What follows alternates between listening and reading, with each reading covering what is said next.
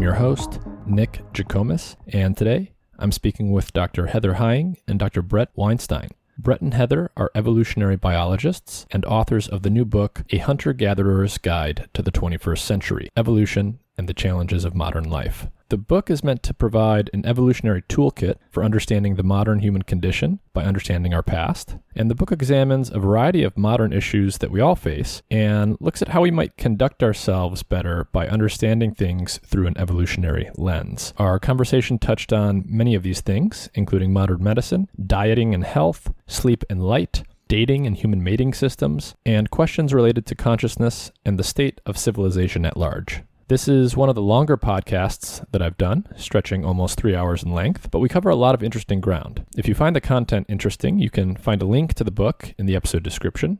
And as always, if you enjoy the content of this podcast, please support the podcast by liking, sharing, or subscribing, either on YouTube or by giving us a 5-star rating on your favorite podcast directory. You can also support the podcast on Patreon. For a small fee each month, you get early access to episodes, and you directly help keep the podcast going. Today's show is brought to you in part by Dosist, an all-natural cannabis company specializing in dose-controlled cannabis products made with plant-based ingredients. To learn more about Dosist, their products, and where they are available, please visit their website through the link in the episode description. This episode is brought to you in part by Mudwater, a coffee alternative made with extracts from 4 different mushroom species and a blend of all natural herbs. Mudwater contains around 1/7 the caffeine content of a normal cup of coffee, so you can get the energy you want in the morning without the same chance for the anxiety, the jitters, or the poor sleep quality that can come from drinking too much coffee. 2/3 of Americans just about are drinking coffee every single day, and the caffeine in that coffee has a half-life in your bloodstream of between 5 and 9 hours for most people. So if you're drinking into the afternoon or the evening, there's a good chance that caffeine is still in your bloodstream and it can disrupt the quality of your sleep. So if you're trying to drink less coffee or you think you might have a caffeine habit, and caffeine is absolutely a habit-forming psychoactive stimulant drug, then check out Mudwater. It has 1/7 the caffeine content of a normal cup of coffee coming from masala chai, and it also has cacao, turmeric, sea salt, cinnamon, and chaga, reishi, cordyceps, and lion's mane mushrooms. The other thing that's really cool about this company is they donate a portion of the revenue to MAPS, the Multidisciplinary Association of Psychedelic Studies. We've actually had people from MAPS on the podcast before talking about the research on MDMA-assisted psychotherapy for PTSD and their other work into research on psychedelics. So if you want to support that movement, this is one way you can do it. If you're interested in trying Mudwater, check out their website, mudwtr.com/mindmatter, and you can use the code MINDMATTER, all one word, for $5 off. That information will be in the episode description, so check it out if you think you're interested.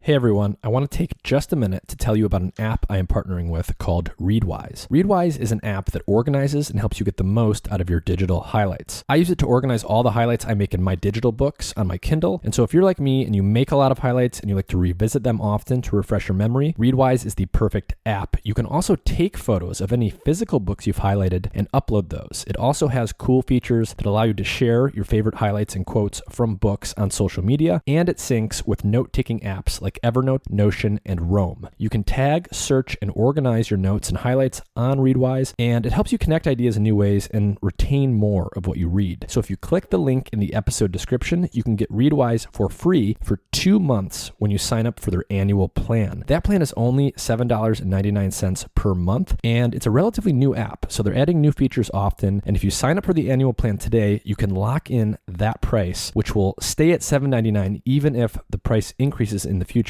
as they add more. So if you do a lot of highlighting and note-taking and you want a good way to organize all that information, check out the link in the episode description.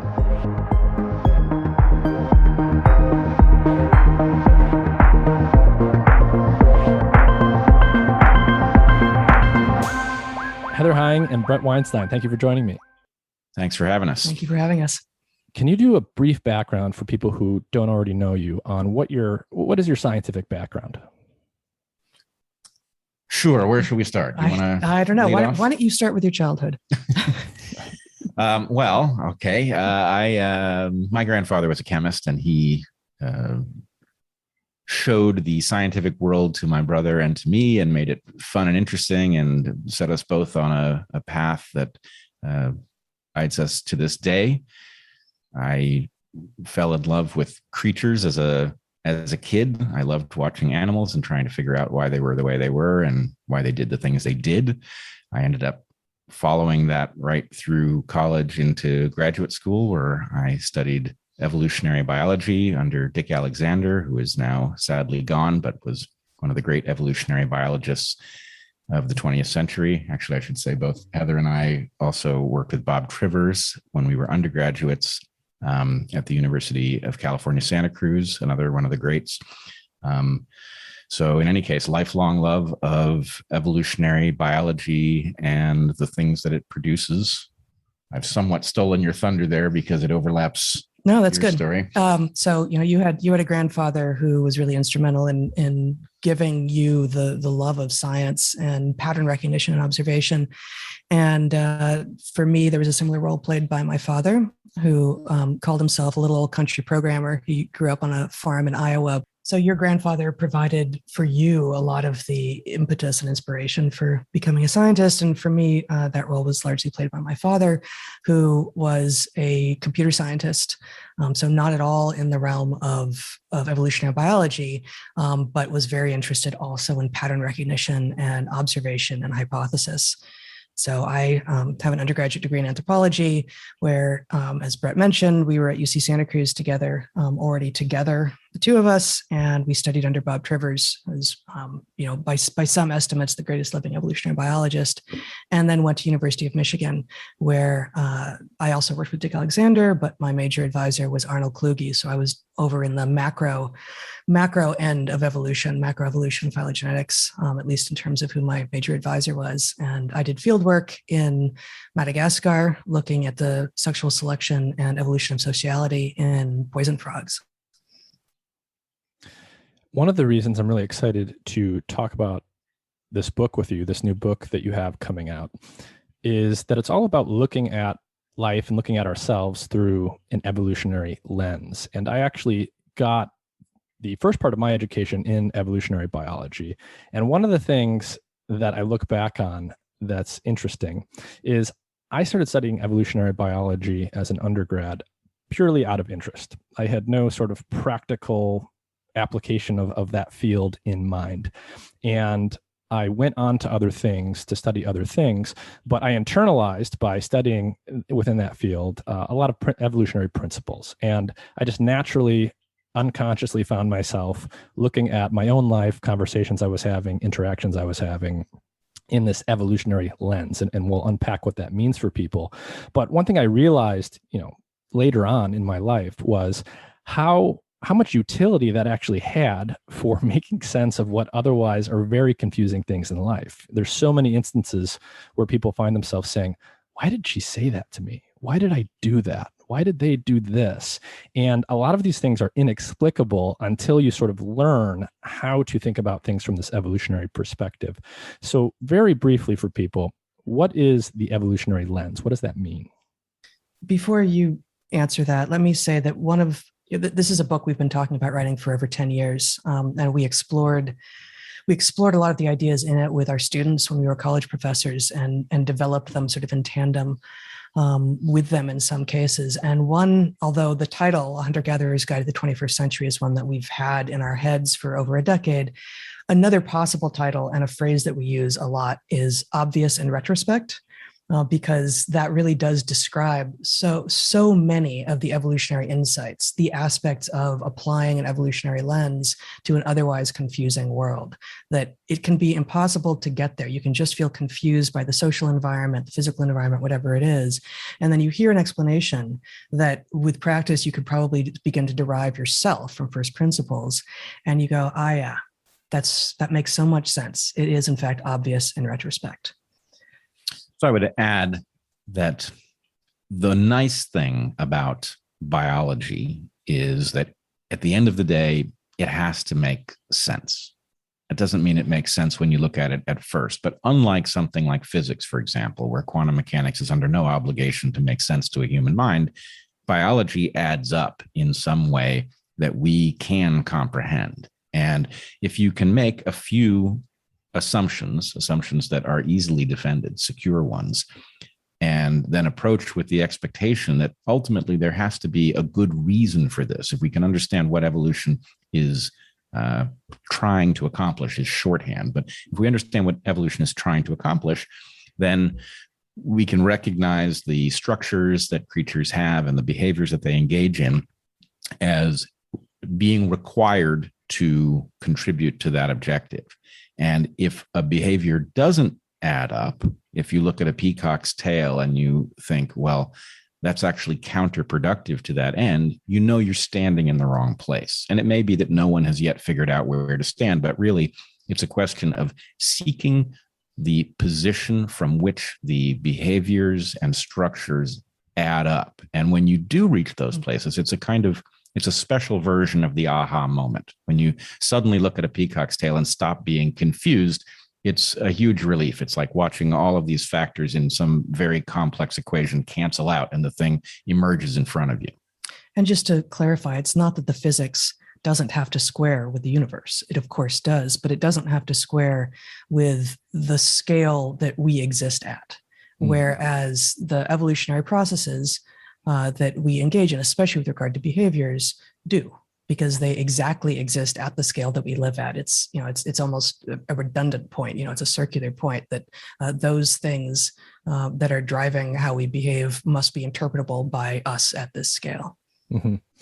And you do a great job in the book of using observations all littered throughout the book of animal behavior, but it's all in the service of helping us understand ourselves, to understand human beings. So one of the things I want to do early on that you guys do in the first chapter, I think, is explain a little bit the human context that we're going to be talking about. And you talk in the book about the human niche. So what is a niche? What would an ecologist or an evolutionary biologist describe as an animal's niche? And what is the human niche and why is it unique? Best way to think about a niche is it's an opportunity. Right. And so for most creatures, you can think of an ecological opportunity. An ecological opportunity is just all the things necessary for you to not only persist, but to reproduce, for a population to exist there. And there are a lot of ways that you can think about it. Sometimes we map these things onto what we call a fitness landscape. And, a niche is basically a peak. And we argue that peak is actually a volume that gets filled up by creatures. And at the point that the volume is filled, they've reached carrying capacity, which is the limit of that opportunity. And then it suggests, well, if creatures have filled up this opportunity and there's some peak that isn't filled nearby, how is it that selection might move creatures that do this thing over to do that thing, either instead or additionally? And the thing about humans is that we're quite paradoxical. If you look at us and ask, well, what is our niche? Because we do everything, right? We hunt marine mammals, we terrace hillsides and productively farm them. We climb high into caves and make soup out of the nests of birds, all kinds of things. And so if you say typically a species has a niche, then human beings are very strange because human beings have so many different niches. And the argument that we make in the book is that the human niche is niche switching, that it is the movement from one niche to the other that is our special advantage in the universe, and that it explains why we are so many things at once, and even beyond that, so many things at once. But also, if you teleport back in time and look at all the things human beings have productively done, it's a many-dimensional matrix of niches. Yeah, it's almost like the derivative of a niche, right? It's niche switching allows us to end up doing the calculus of ecology that other organisms haven't been able to as fully explore. Mm-hmm. So in some sense, we're good at switching niches or adapting to new niches.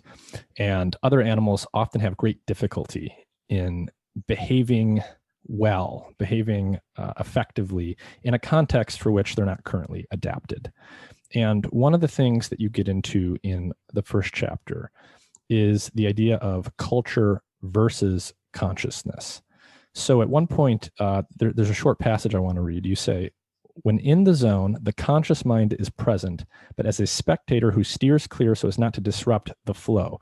Behaviors become habitual and intuitive. In an individual, we might call this skill or craft. In a family or a tribe, such habits become traditions, passed efficiently from one generation to the next. Scale this up further, and we have culture. So What is that passage speaking to, and why is it culture versus consciousness? The question really is, how does niche switching work, right? If a creature exists inside of an opportunity in a niche, it's because they have the programming and the structures that allow them to exploit that niche. The process of moving to another niche is difficult if the other niche is sufficiently distinct. And so there's a question about, how do you bootstrap the tools for moving from one thing to the next and figuring out how to exploit it efficiently so that you can, for example, compete with whatever specialists are utilizing the resources in that niche. So this requires an explanation, and I think we have not properly looked for it. What is it that human beings do that allow them to move? Well, one thing that we clearly do is swap out the software program. If you are a hunter of marine mammals at the coast and you're going to move inland and hunt terrestrial mammals, you have to change what you do. Some things may retain relevance and other things will have to be swapped. Well, how do you figure out what you need to change?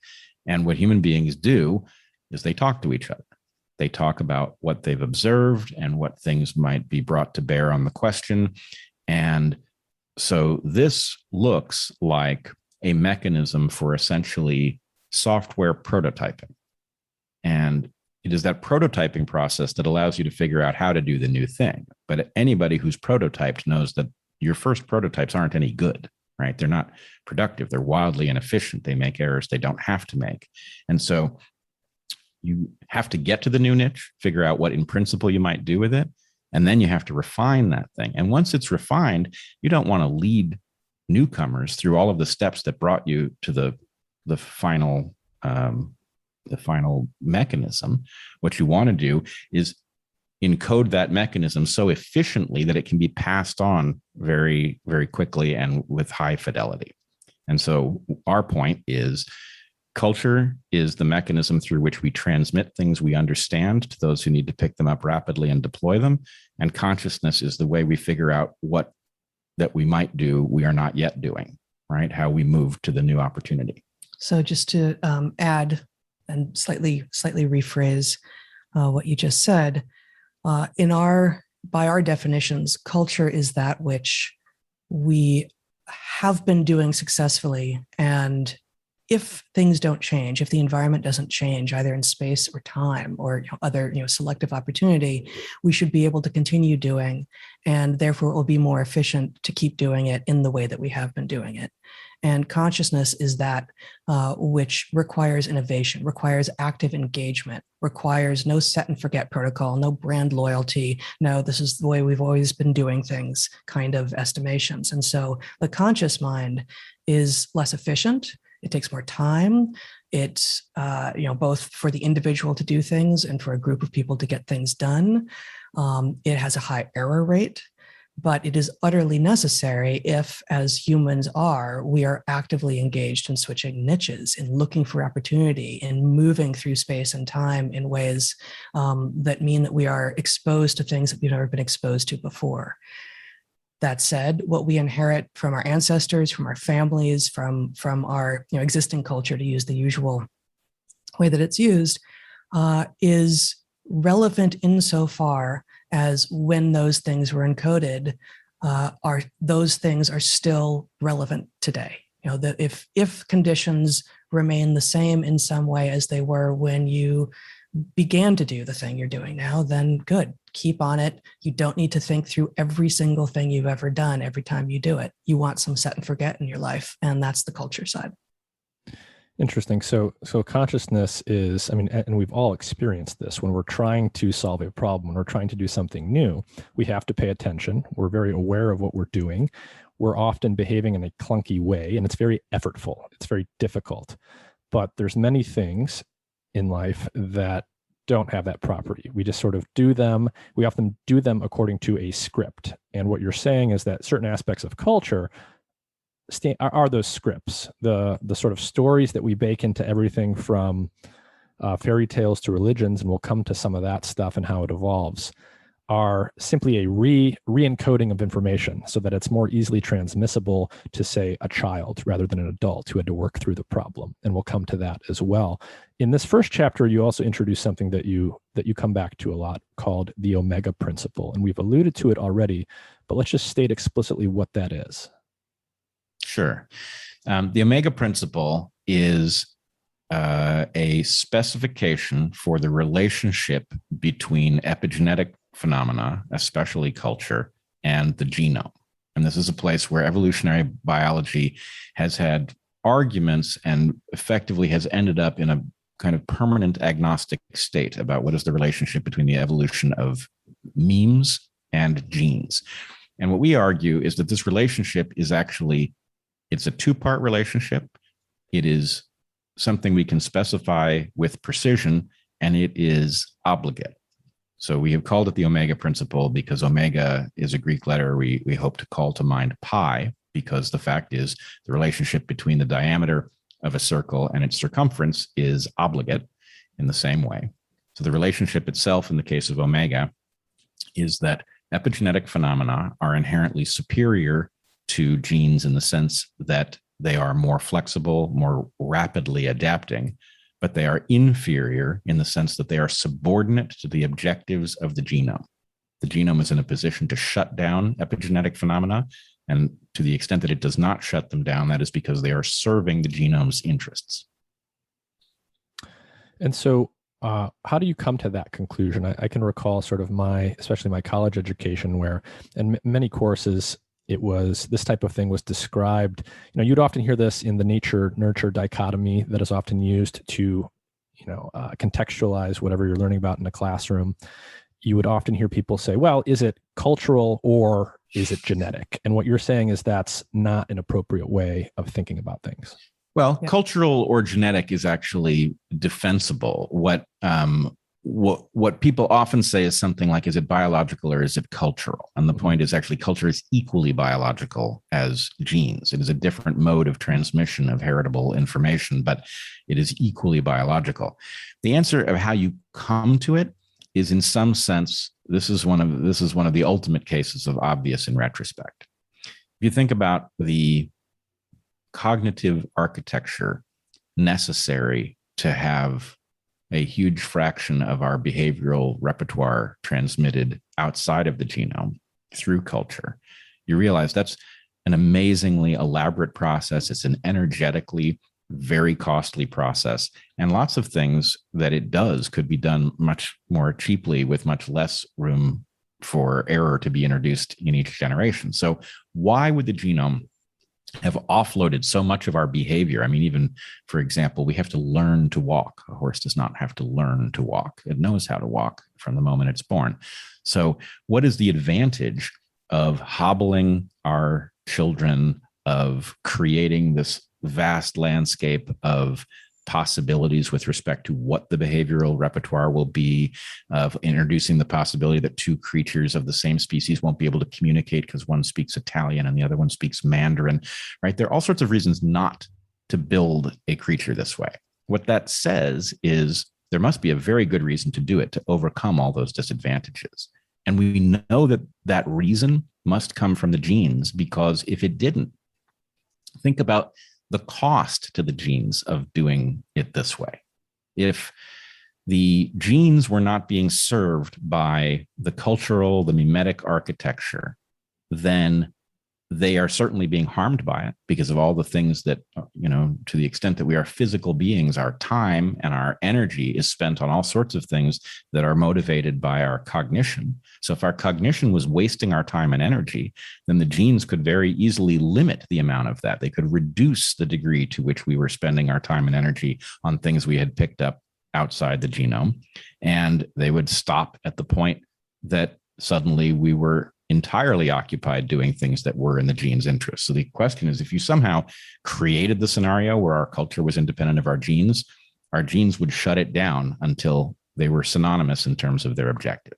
I guess I agree with all of that, but I would approach it a different way, that a way that just adds to your explanation, which is that if culture isn't evolutionary, if it's not downstream of what all biologists understand to be the primary mode of inheritance, the original mode of inheritance, which is genetics, what is it then? And if it's not evolutionary, then what you have is a religious perspective, and that's okay. Many people have faith in things that they cannot explain, but one would have to acknowledge that if you don't place culture in an evolutionary framework the way that we do everything else that humans are about, then what you are doing is saying, over here, I have faith. I have a religious viewpoint as opposed to a scientific viewpoint, as opposed to, what is, it goes beyond what's the most parsimonious explanation. It's, this can be explained. Culture can be explained with evolutionary tools. Or you can say, no, it's not, but I don't know what it is. Therefore, I'm going to black box this. And maybe I won't call it God, but it's akin to that. So I think what we say in the book is something like, if we look at the enzymes of a sheep herder, we understand that those enzymes are working in the service of the fitness of the sheep herder. If we look at their cognition and we say anything else, we've been inconsistent. Surely the same justification exists for the physical structures and the physiology of that person and their behavior. Or you're adding an epicycle. You'd have to come up with some other cause. So on the topic of niche switching, one of the things that comes up explicitly or is implicit in various parts of the book is the fact that today, at the present moment, there is so much change driven by technology that effectively our niche is changing faster than it ever has. And in many ways, there's a mismatch between what our brains and bodies have evolved to do and the current present day environment. And we're going to explore that from some different angles, but you spend a lot of time in the book mentioning weird people. So what are weird people? Weird is the acronym: Western, educated, industrialized, rich, democratic. So weird people are those people belonging, who are citizens of or residents of such countries, including, I think, generally, Japan.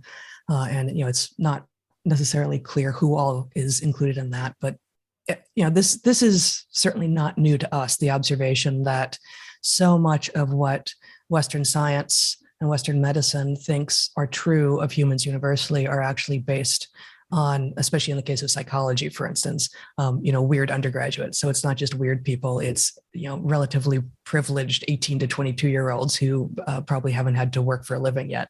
So, certainly have never had to struggle to figure out how to feed themselves. Almost. I mean, we certainly had undergraduates who had, but in general, those, the bases for many psychological conclusions are derived from people who have not. Yeah, right? No, I didn't mean, yes, some of our students struggled to feed themselves in an economic sense, and very occasionally there are a few cases beyond that. But the fact that so few people have actually, struggled over the question of where food was going to come from, right. That's been a dominant feature for our ancestors, and is a very rare phenomenon. You can live an entire lifetime and never fear that you won't have enough food as a person in a Western, in a weird country. Yeah, and so that's partially a temporal switch as well. Certainly many Americans, many humans still alive today do struggle to figure out how to get food, but it's increasingly a question of, can you afford the cheap, poor quality food that is available, as opposed to how will I source it? Do I have the skills on hand to know what to dig for or how to hunt it? You also introduce this idea of Chesterton's fence. So what is that? And maybe, there's a variety of things you could talk about to illustrate it. I think the appendix is a really good one, because you talk about it in the book, and a lot of people have experienced someone who has appendicitis. We all sort of know, or most of the people in my life at least know, that the appendix is apparently this useless vestigial organ, and yet it's there. So how do you explain something like this? Yeah. So just define Chesterton's fence, and you can go off on the appendix.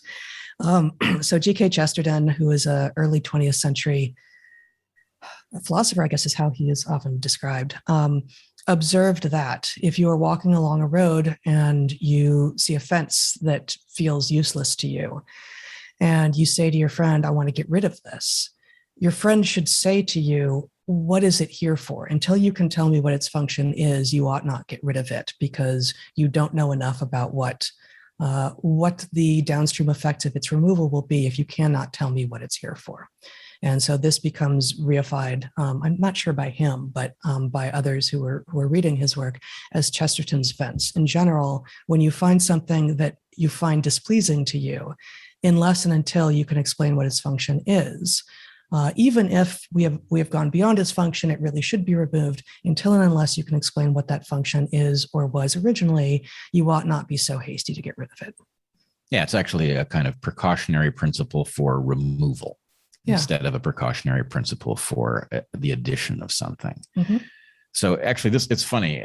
As an undergraduate, the appendix puzzled me because it did not add up that it would be a vestigial organ. And the reason it did not add up that it would be a vestigial organ is because not only can we make the usual argument, which is it costs something to build it, therefore the pressure to make a savings by shrinking it ought to be reducing it over time, but the cost of the appendix is actually spectacular, well beyond the cost of building it, because of all of the people who have, an infection of the appendix that jeopardizes their life.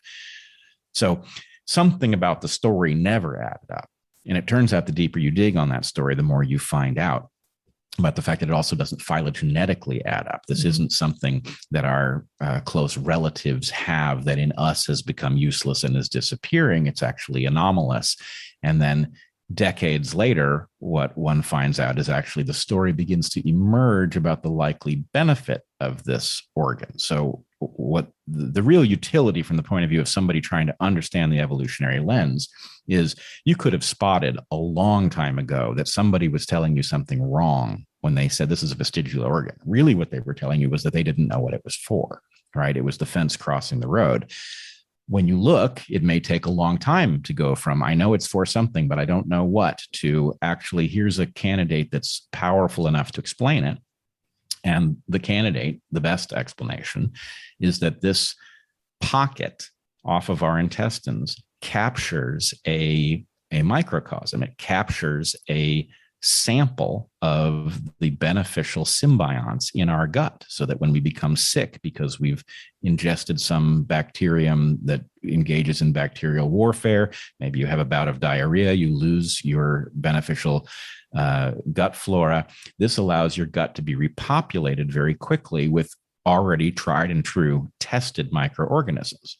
Now, here's the irony of this story. The irony of this story is this is much less important for us modern folks. There's a reason you can take the appendix out and it doesn't affect you, and that's because you have plenty of food. So the ability to instantaneously repopulate your gut isn't the difference between life and death for us. But for our ancestors, it very well may have been on many occasions. So we can see that actually, to the extent there's any argument for vestigialness at all, it's a very modern argument, right? The actual structure itself is not apparently vestigial. It is functional, and you could intuit that long before you knew what it did. Well, we can tell that by, again, comparing the weird world to the non-weird world, right? So you have far fewer cases of appendicitis in the non-weird world, and what you do have is much more frequent diarrhea because of the higher rate of bacterial pollution in the food stream at some level.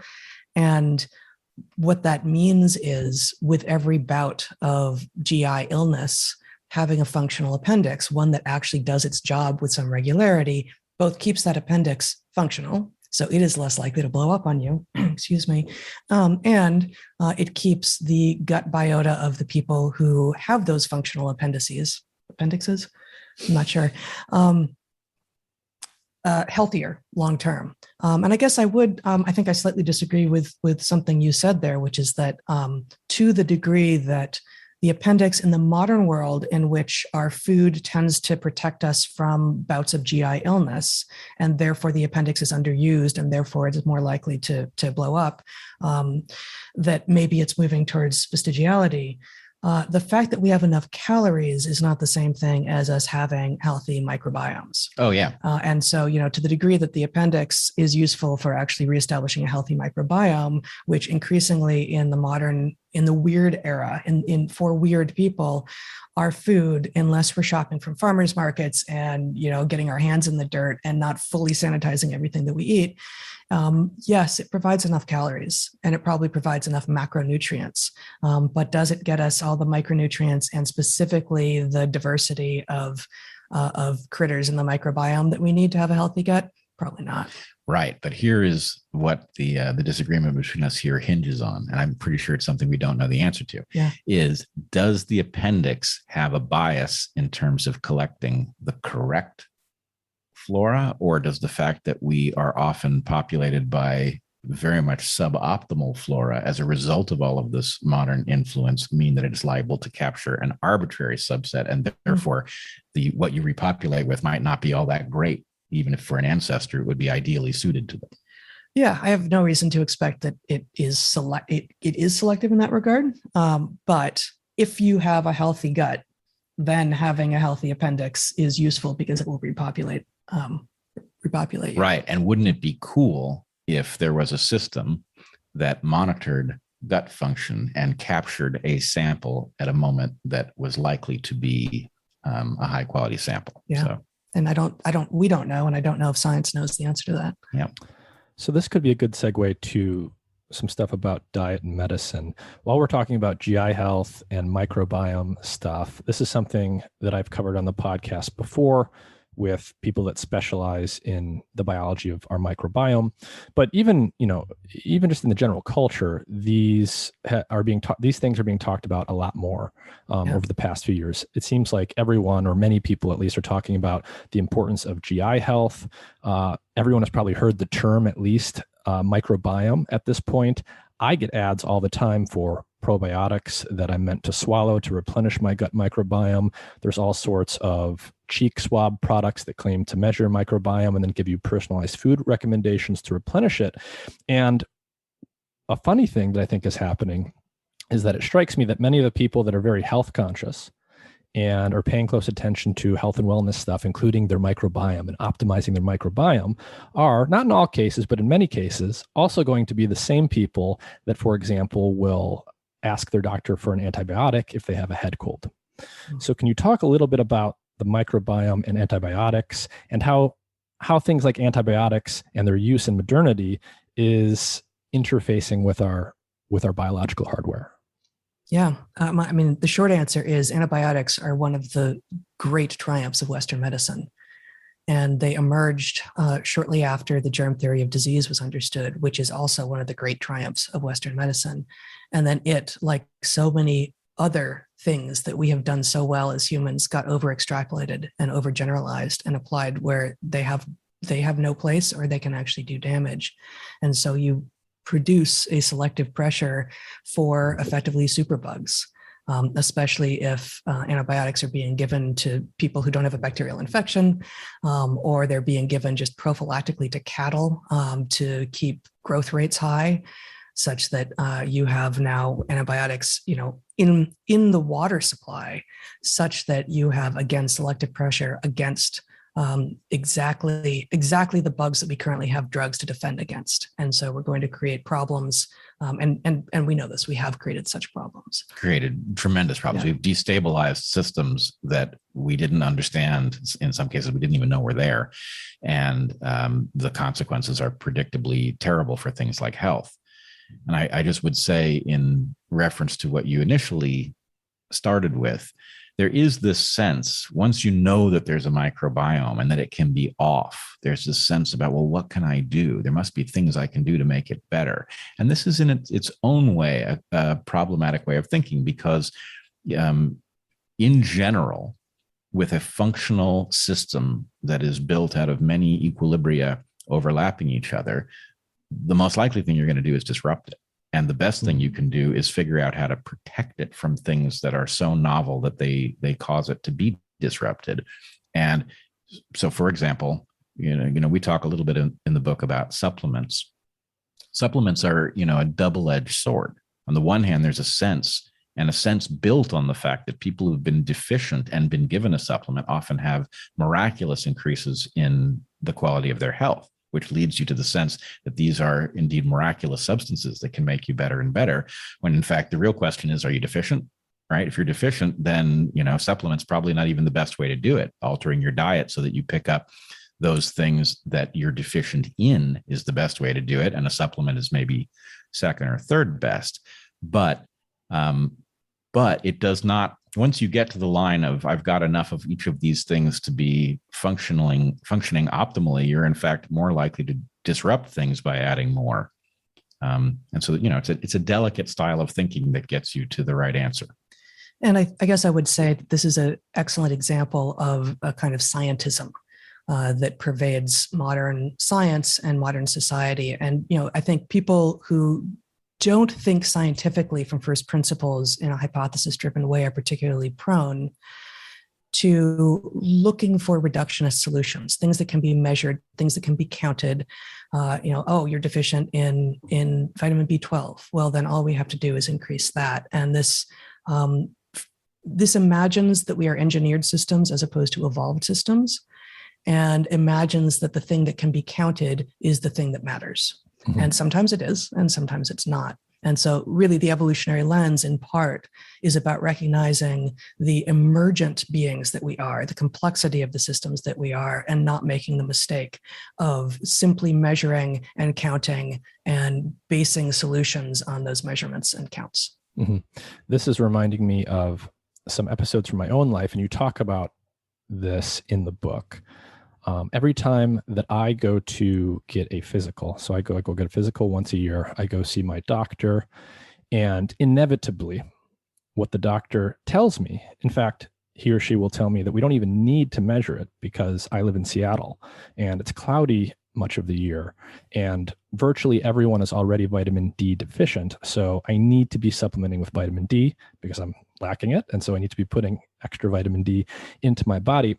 That's not quite what's interesting to me. What's interesting to me is usually in the same conversation, in many cases, I will then be told in the same breath that I should also be putting on sunscreen to every exposed part of my body every single time I go outside all year round. And so I would like you guys to sort of comment on the vitamin D sunlight thing in the context of what we're talking about here, but also tie that to what I think is the larger issue of this sort of lack of evolutionary thinking in medicine generally. Yeah, what a great counterpoint. That's fabulous. I will say, actually, we have a little bit in the book about vitamin D supplementation. And it's one of the very few places that I feel like our thinking has evolved since we finished the book, and we would write it a little bit differently now. Vitamin D being one of very, very few things that there seems to be a fair amount of evidence for super low cost and super high benefit, and especially with respect to immunity and COVID, for example. Yeah. Mm-hmm. So that said, yes, dermatologists hate the sun and tell us that we absolutely 100% need to reduce our exposure to the sun. And because they have one very particular set of downstream bad effects that they focus on, right? And it's true that the more sun exposure you get, the more likely you are to get skin cancers. But there is plenty of other, frankly, more holistic research. And I don't say that in like a woo-woo holistic way, but research that actually looks at more than just the one downstream effect of sun exposure being skin cancer way, which finds that actually the health benefits of having real actual sun exposure and not through sunscreen on your skin actually provides so many health benefits that locking yourself away from the sun, either from being totally covered up through sunscreen and clothes or never going outside, actually has a health cost akin to being a regular smoker. That we actually need sun exposure in order to, and the host of benefits are extraordinary, from immunological to anti-cancer, heart effects. There are just a tremendous number of now increasingly understood benefits from sun exposure, but yes, the kinds of litanies that we get from people who we are supposed to trust with our health tend to have these kinds of inconsistencies in them. You must take vitamin D because there's no chance you could possibly get enough, and you must slather yourself with sunscreen because otherwise you'll get skin cancer. Well, it's true that the farther north or farther south, the farther away from the equator you live, the greater the chances are that during your winter you aren't getting enough sunlight. And one of the things that we're getting from sunlight, although not the only thing, is vitamin D. The idea that you also need to be protected from that sunlight at the same time is obviously inconsistent. And anyone giving both of those kinds of advice should throw an error. Like there should be a cognitive dissonance present in their own head such that they can at least try to correct, at least say to you, actually, I have both of these pieces of advice I'm supposed to give to you, and both can't be equally true. There has to be a trade-off here. There's also this, it goes back to your earlier point about reductionism. There's this leap for a very simple answer. And in fact, all of the things about this story with respect to our relationship to the sun are so imprecise as to be wrong, right? So yes, sun exposure causes cancer, but it's not all sun exposure that causes cancer. It's sunburns, and it's not all sunburns. It's disproportionately sunburns you get when you're young for reasons we could go into. But there's also things that we talk in the book about what we call the laboratory of the self, the experimentation on oneself, the tuning into your own thought processes that allows you to figure out how things actually work. And here's a couple of things that one can detect in themselves. That sunburns can be avoided even with intense sun exposure by spending brief periods of time out of the sun. So even if you're going to be in the sun for 30 minutes, a 5-minute break seems to be very useful. Why that is not so clear, at least to us, but that it is true is something you can demonstrate. And so just to interrupt for a moment, if you are embodied, like if you actually have some connection to your own body, as opposed to living entirely in your head, you can feel this. And this isn't perfect. And, we're not medical doctors, but you can feel as your sun begins to turn crispy, right? As your skin. Yeah. Did I? You said sun. Okay. Well, I think it's already there. As your skin begins to go over into that edge and into that space of like, now I may not be able to recover this without a burn. And just as you say, stepping into the shade, and there are some activities you might be doing where that's not possible, but stepping into the shade for even 5 minutes allows that to cool down. And when you go back out, your skin feels like there's been a reset. And indeed, anecdotally, but empirically, we found this to be true for ourselves and for our children as well. And, if you can't step into the shade, you can certainly turn the other side, So there's a whole new meaning of turning the other cheek. There is an entirely different meaning. And there's also the fact that your ability to endure intense sunlight is something that ratchets up with seasonality. Right. So your vulnerability is higher at the beginning of the season. So in any case, these are things that once you have the model in your mind and then you find yourself out there under too much sun in danger of getting a sunburn, you've got tools at your disposal rather than, somebody has told you to take a tube of something and to slather it on yourself. Not only is that going to interrupt your ability to produce vitamin D, but it's also very likely to cross at least partially into your blood and do who knows what. And of course, your dermatologist isn't focused on the who knows what. So again, there is a bias that we should have in terms of not disrupting things that work. And this is not, this can be easily overdone. There's a kind of a paleo mentality where the Pleistocene is the place we need to get back to as much as possible. And it's not like that, but it is a question of disrupting as little as possible and taking things that work and just letting them do what they do, whether or not you understand how they function. Yeah. So Chesterton's sun exposure in this case. Before we move on to diet stuff and what our ancestors ate and what we should or should not be eating, I did want to stay on this topic of reductionism. This idea that there's a big difference oftentimes between one component of something and the larger soup of things or the larger context that thing is embedded in. The example I want to talk about is THC, because this is going to be a subject familiar to many listeners and it's sort of in my wheelhouse. But I'm just going to pose the question to you because you pose it in the book and I think you put it in a really nice way. Is THC the same thing as marijuana?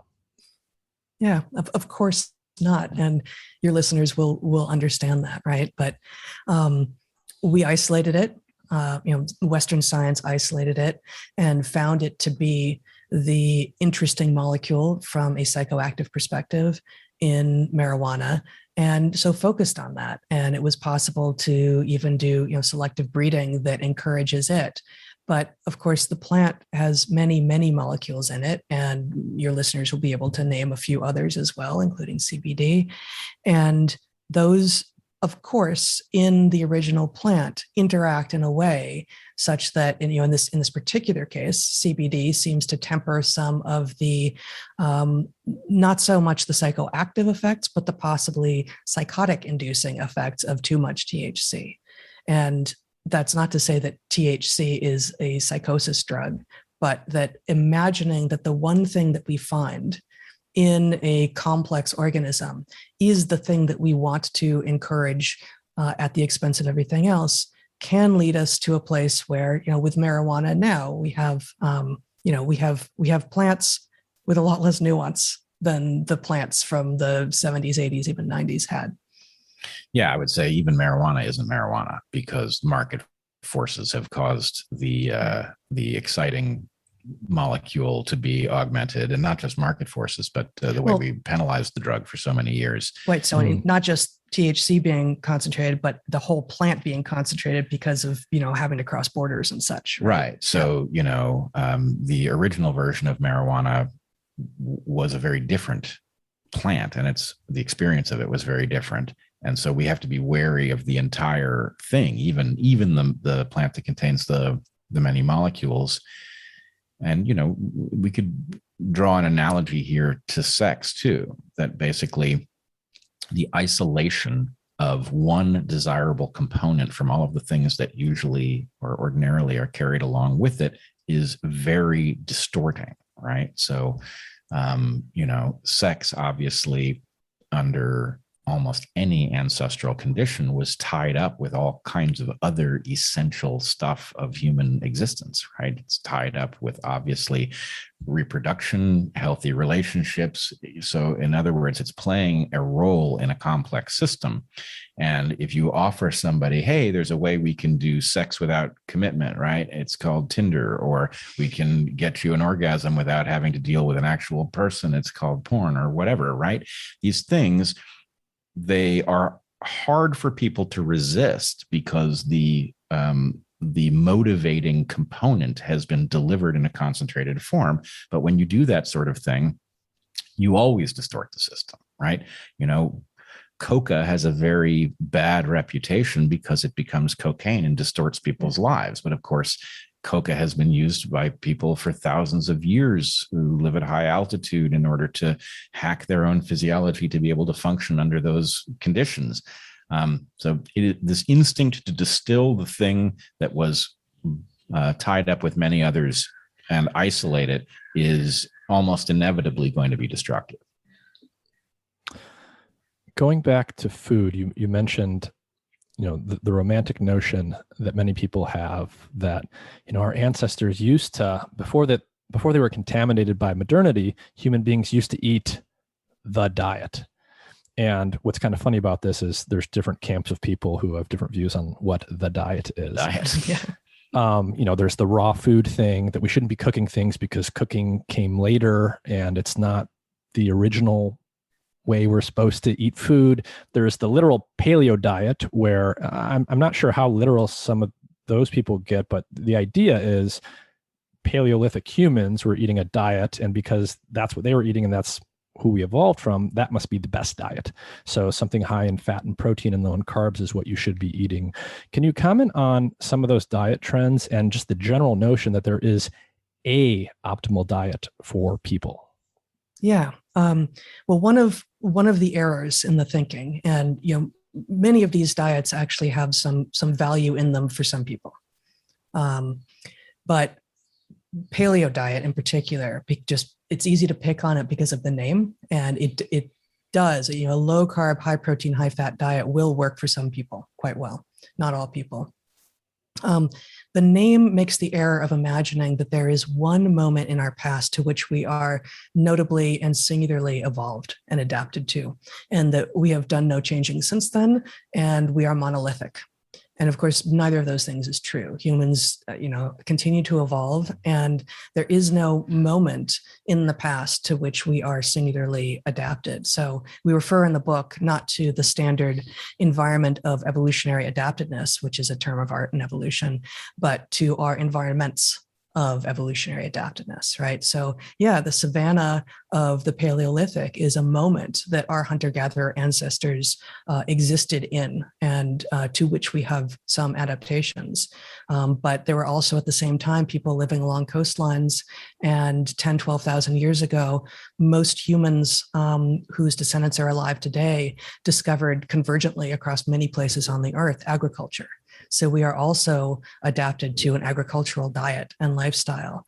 And long before that, all modern human cultures, all human cultures that have been looked at by anthropologists have had fire.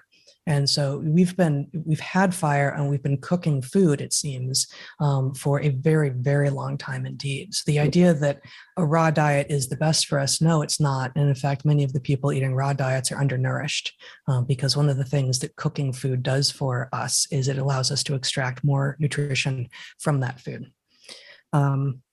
Maybe that's it just for now.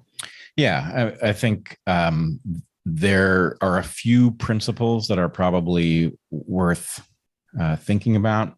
Heather and I have been talking on our podcast about the importance of supply chain length of food. This is sort of a hidden parameter in food, and it may just be a proxy, but to the extent that your food has had to endure travel over very long distances, it has probably been stabilized or bred into a form that is optimized for that rather than your health. And so there's something to be said for an obsession with, locally grown food. Does it have anything to do with your locale? Maybe not. But if the food was grown locally and got to you immediately, there's a good chance that actually it's less stable, and therefore, if you get it quickly, better for you. Yeah, terroir is real. This French concept that's usually invoked with regard to wine. Exactly what was the soil of the vineyards where the grapes that the wine was made from were grown, and how does that affect the flavor of the wine? So in that context, it seems like it might just be frivolous, but terroir is real, and the particular soil health makeup, microbiome, if you will, is going to be particular to individual places. And, you want the healthiest soil possible. I guess to your original point about, will there be a best diet for all humans, which is the question that we, I think, start the food chapter with. No, of course not. And just, to make it obvious, think about people who have the longest history in the Arctic, the Inuit, as opposed to people who have a history in the increasingly desertified sub-Saharan Africa. So say the Maasai, they have very different diets, and that exists because of what was available to them and the climate that they were dealing with. But imagining that, a paleo diet that is low in carbs and high in fat and protein is equally appropriate for an Inuit, for whom that diet is probably quite native already, and Maasai is misunderstanding how variable and diverse human physiology, anatomy, and experience are. So is the general direction that's appropriate here the move towards personalized dieting and medicine? I'm seeing a lot of products and services out there, and I'm not sure how good all of them are. But in general, is it better to think about things that way, that instead of a diet that is the best for everyone, we should look at what our own biology is saying, potentially by taking a cheek swab or getting a genome sequence or whatever, and using whatever we can ascertain from that to determine an optimal diet for me as an individual? Is that the right direction? Because that is the direction we do seem to be moving. Probably not. Yeah. Maybe eventually, but it's like the appendix, right? The recognition that it's got to be for something is a long way ahead of figuring out what it's for. And in this case, ultimately, we might be able to figure out how to tailor things to you. There are probably things that we can do that about already. But in general, it's probably much more useful to follow the kind of logic that Michael Pollan deploys, where, you know, he uses various rubrics: shop the outside of the supermarket because that's where the fresh food is. Don't eat things that your grandmother wouldn't recognize. I would add as food. Yeah. Right. I would add to his list, I think, a coherent diet is probably more important than a tailored diet. In other words, one of the things that we've done as modern Western cosmopolitan folks is we've got such a wide variety of things that you might eat, and we think mostly in terms of what do I want to eat now, rather than thinking about, well, if I teleport myself back 500 years and I tune into any of those diets that I would have found eaten, you can say by definition it contains everything you need, right? Mm-hmm. So we don't have that, right? We don't have coherent diets. And so reassembling something that is inherently complete in some regard is probably more important than the tailoring. That said, if you come from a population whose ancestral diet was very different than the average diet of humans across the world, there may be things to which you are particularly susceptible, deficiencies that you will need to match. But by and large, a coherent diet that hasn't been heavily modified by long supply chains or something like that is probably number one. And then to the extent that you have deficiencies that are left because of the difference between the coherent diet that you've picked and your ancestry, then you might need to supplement in one way or another to get there. And supplement doesn't mean a pill. It could mean add a food to a consistent, to a coherent diet. But, you know, somehow that's probably the rubric. And if 100 years from now, we know enough about your genes to read them and say, you know, you need a little bit more of this and a little bit less of that, so be it. But we're not there. We're not there. It's effectively genetics snake oil salesman at this point, whether or not people know it, but we're not there yet. And so it's in further service of reductionism rather than actually mostly helping people get healthier. And I guess the translation for shop the edges of the supermarket, which again is Michael Pollan's observation and suggestion, is eat food that you can recognize with regard to the organism it came from. And that doesn't mean don't create, you know, stews or baked goods or such. But at the point that you really can't figure out whether or not this food grew or was created in a lab, there's a good chance it was created in the lab, and avoiding that as much as possible. Not because all of the things that are created in labs are bad for you. They're certainly not. But a carrot, you know, just like marijuana is going to give you a more complete experience than just taking the separated out THC molecule. Eating a salad will give you the more complete experience than taking the multivitamin that is supposed to replace that salad.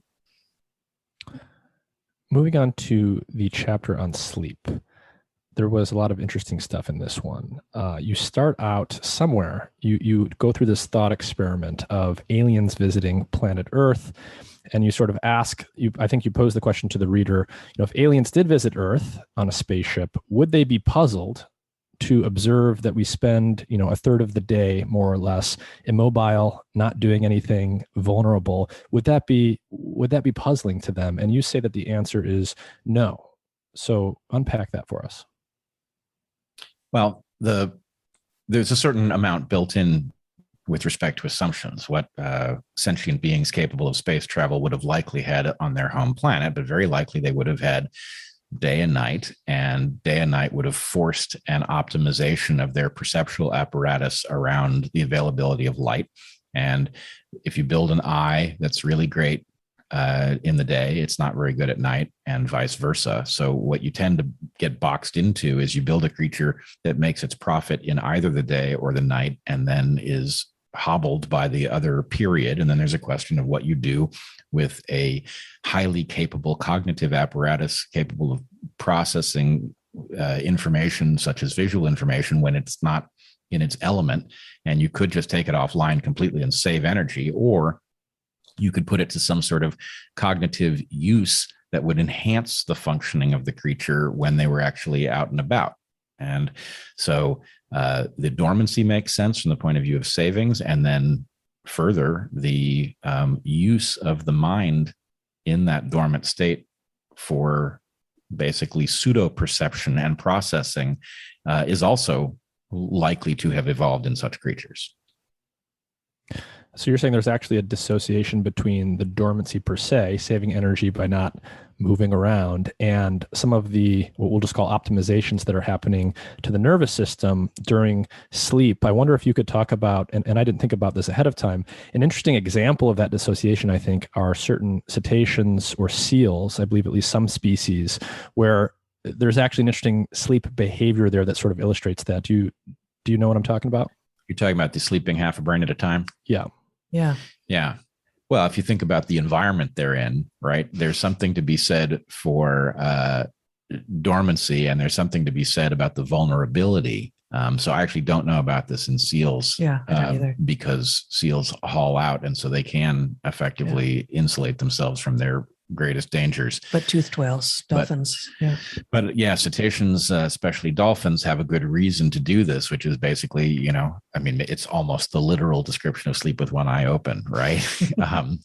Because the vulnerabilities that come from, being attackable from so many different directions at once, and, a large predator being able to loom up out of the deep with no warning. Yeah. What I don't know, and I'm curious if it is known, is to what degree the body of the half-brain sleeping dolphins is getting the regenerative effects of sleep that our non-aquatic mammal bodies do when we sleep. I don't know the answer to that. I'd be curious. I have an entire episode where I talk to Professor Bob Stickold about sleep. So people can check that out if they're really interested in sleep per se. But can you say just a little bit more about what we think might be happening during sleep? What is the brain doing to prepare for the next waking day? Well, there are a couple. First of all, I think we are still early in the study of what the cognitive processing during sleep actually is. And as we pursue this further, we're going to find finer and finer gradations. But we know that certain things happen. For example, during REM sleep, we are engaged in these complex narratives that we are all so familiar with, and yet seem to be in general invisible to the waking mind. Every so often you become very aware that you've had a dream with a certain kind of content, but in general, you wake up and you may be aware that you have dreamed, but don't have a lot of information about what it was. And so at some level, this is very much like many of the other puzzles we discuss. That's not a cheap process, right? Running yourself through fictional scenarios while you sleep is expensive. And, psychology has been quick to dismiss this as random firings or something like that, which of course makes no sense, for the same reason it makes no sense to have an appendix if it isn't doing you some good.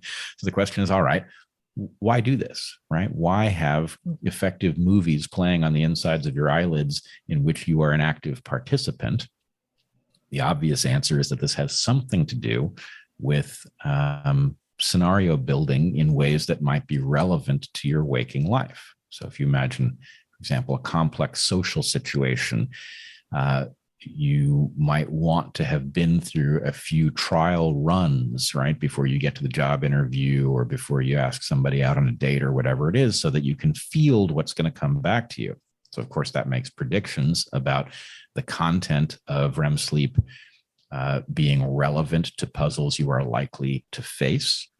It makes predictions about the accessibility of that your conscious mind has to the movie generating apparatus. So if there's some part of your mind generating scenarios to test you and train you, it won't work if the conscious part of your mind that is experiencing the dream has access to the script, right? You have to be challenged by it and be befuddled. And frankly, I don't know if your dreams are like mine, but that's pretty much the experience. It's a very confusing landscape. It's not a straightforward amusement park. It's puzzle after puzzle. And, it's full of, all of the consternation and confusion that would be necessary in order to get your mind to really think through stuff. So one of the things we do know from neuroscience is that synapses are regenerating during sleep. And so we find a need for, and the conscious mind says, I really need to sleep. So desire for more sleep at those times in life when there is more demand for more synaptic connections. And so that is consistent with the observation that sleep declines with age to some degree, and that there are throughout childhood periods, babies and toddlers obviously sleep a ton.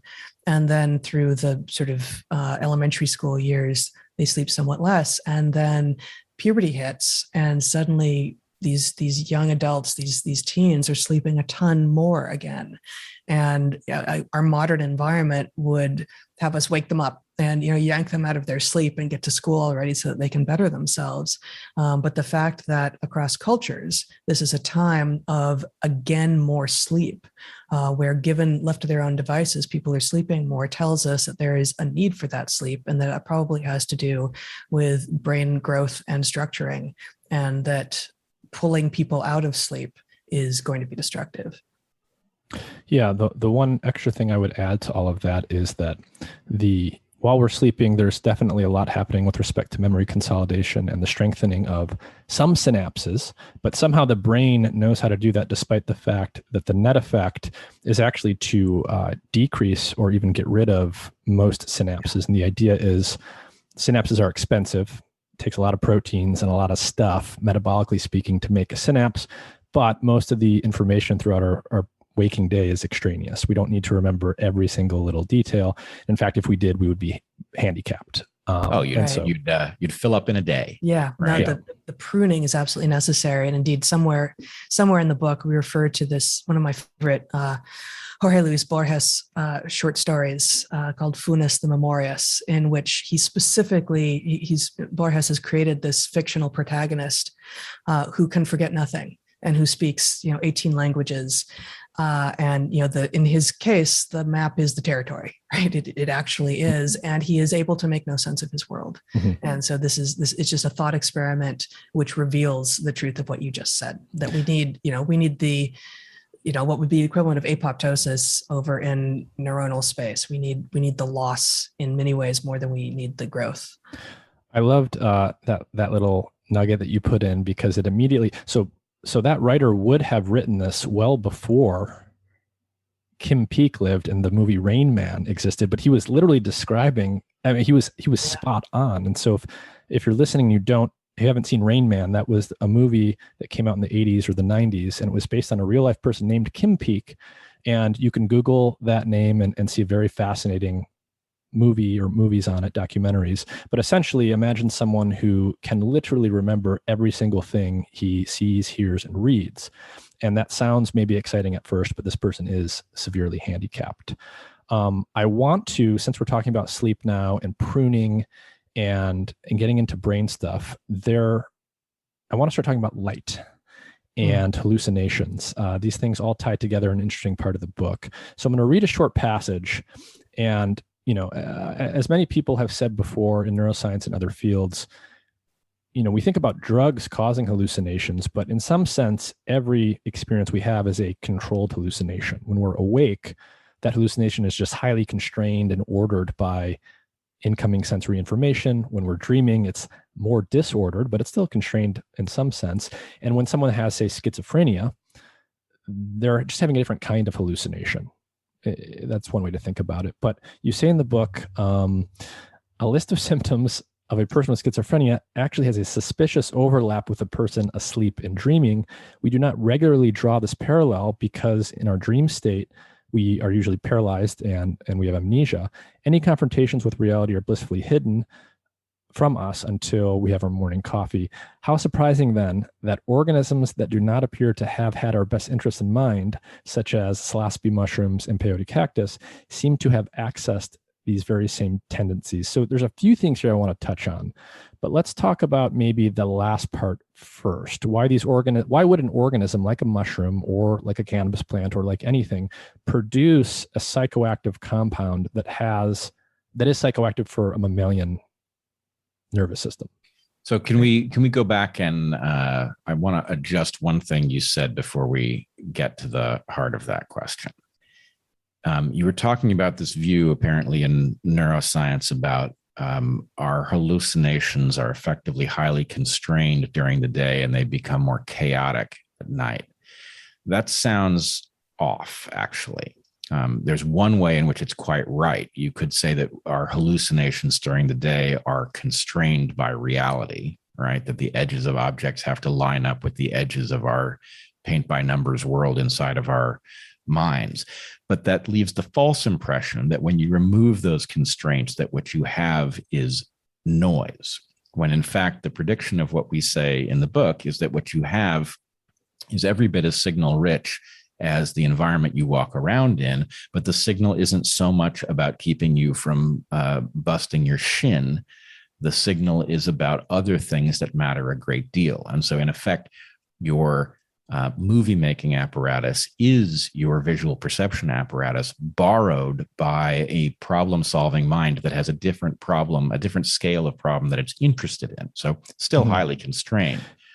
So yeah, I think that is a really good way of putting it. I think an experimental neuroscientist would probably restate what you said in the following way, which would be that when you're waking, in the waking state, your hallucination, your perception is highly constrained by feed-forward sensory information about the external world that's coming in.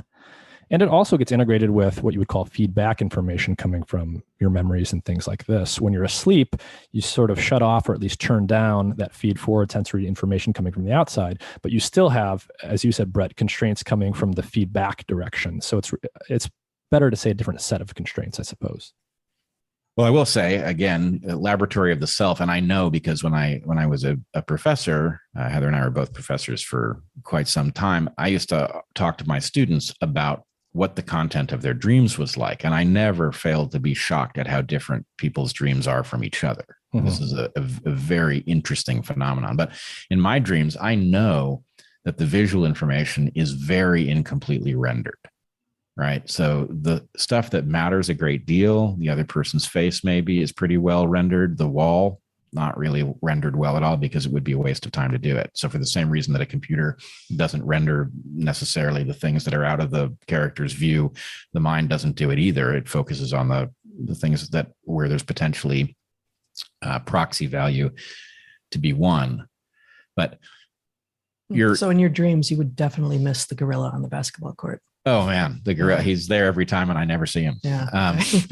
But the question about why, let's say, a mushroom would trigger, basically the model that we present is that the mushroom chemically triggers the dream apparatus during a waking state.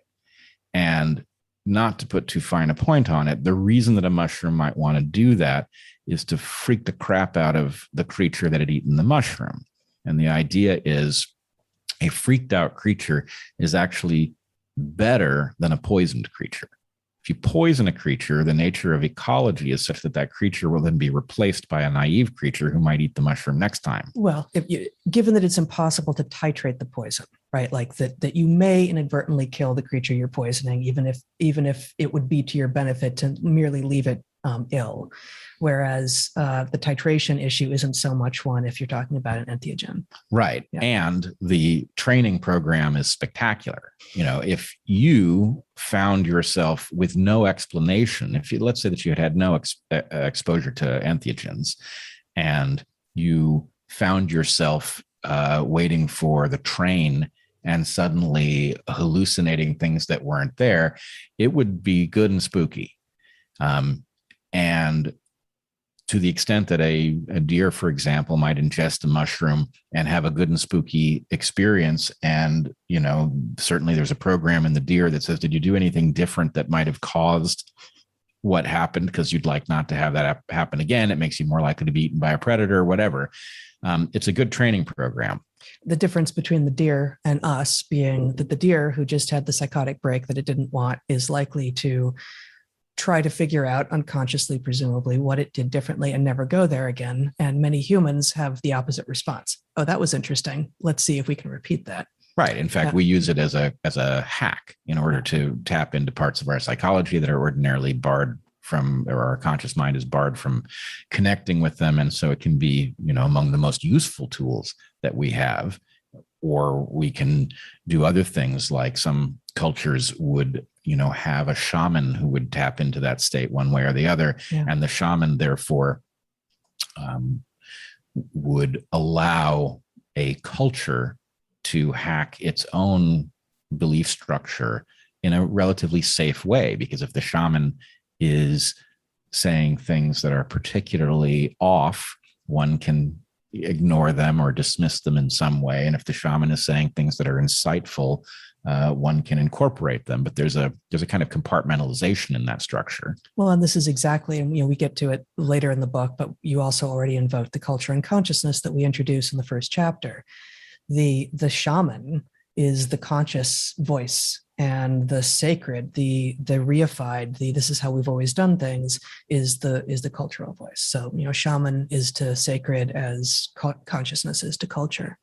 But in essence, what you've said is that from the mushroom's perspective, there's a defensive function being played here. The mushroom doesn't want its reproductive apparatus eaten and destroyed, so it produces something that will hopefully prevent that from happening in the future. And actually, right, there's a lot of examples of this in the plant world and the fungal world. In most cases that I'm aware of, where there is any clear evidence, the psychoactive component of a plant, whether it's caffeine, whether it is THC or cannabinoids in cannabis, it is playing some kind of defensive role. It might just be killing insects, for example, but the plant doesn't want you to eat its reproductive organ, basically. Yeah, it's a secondary compound is the term for it. Secondary compound means that the molecule doesn't have a physiological function inside the plant. It's waiting there for some creature on whom it will have its effect, and that effect is negative.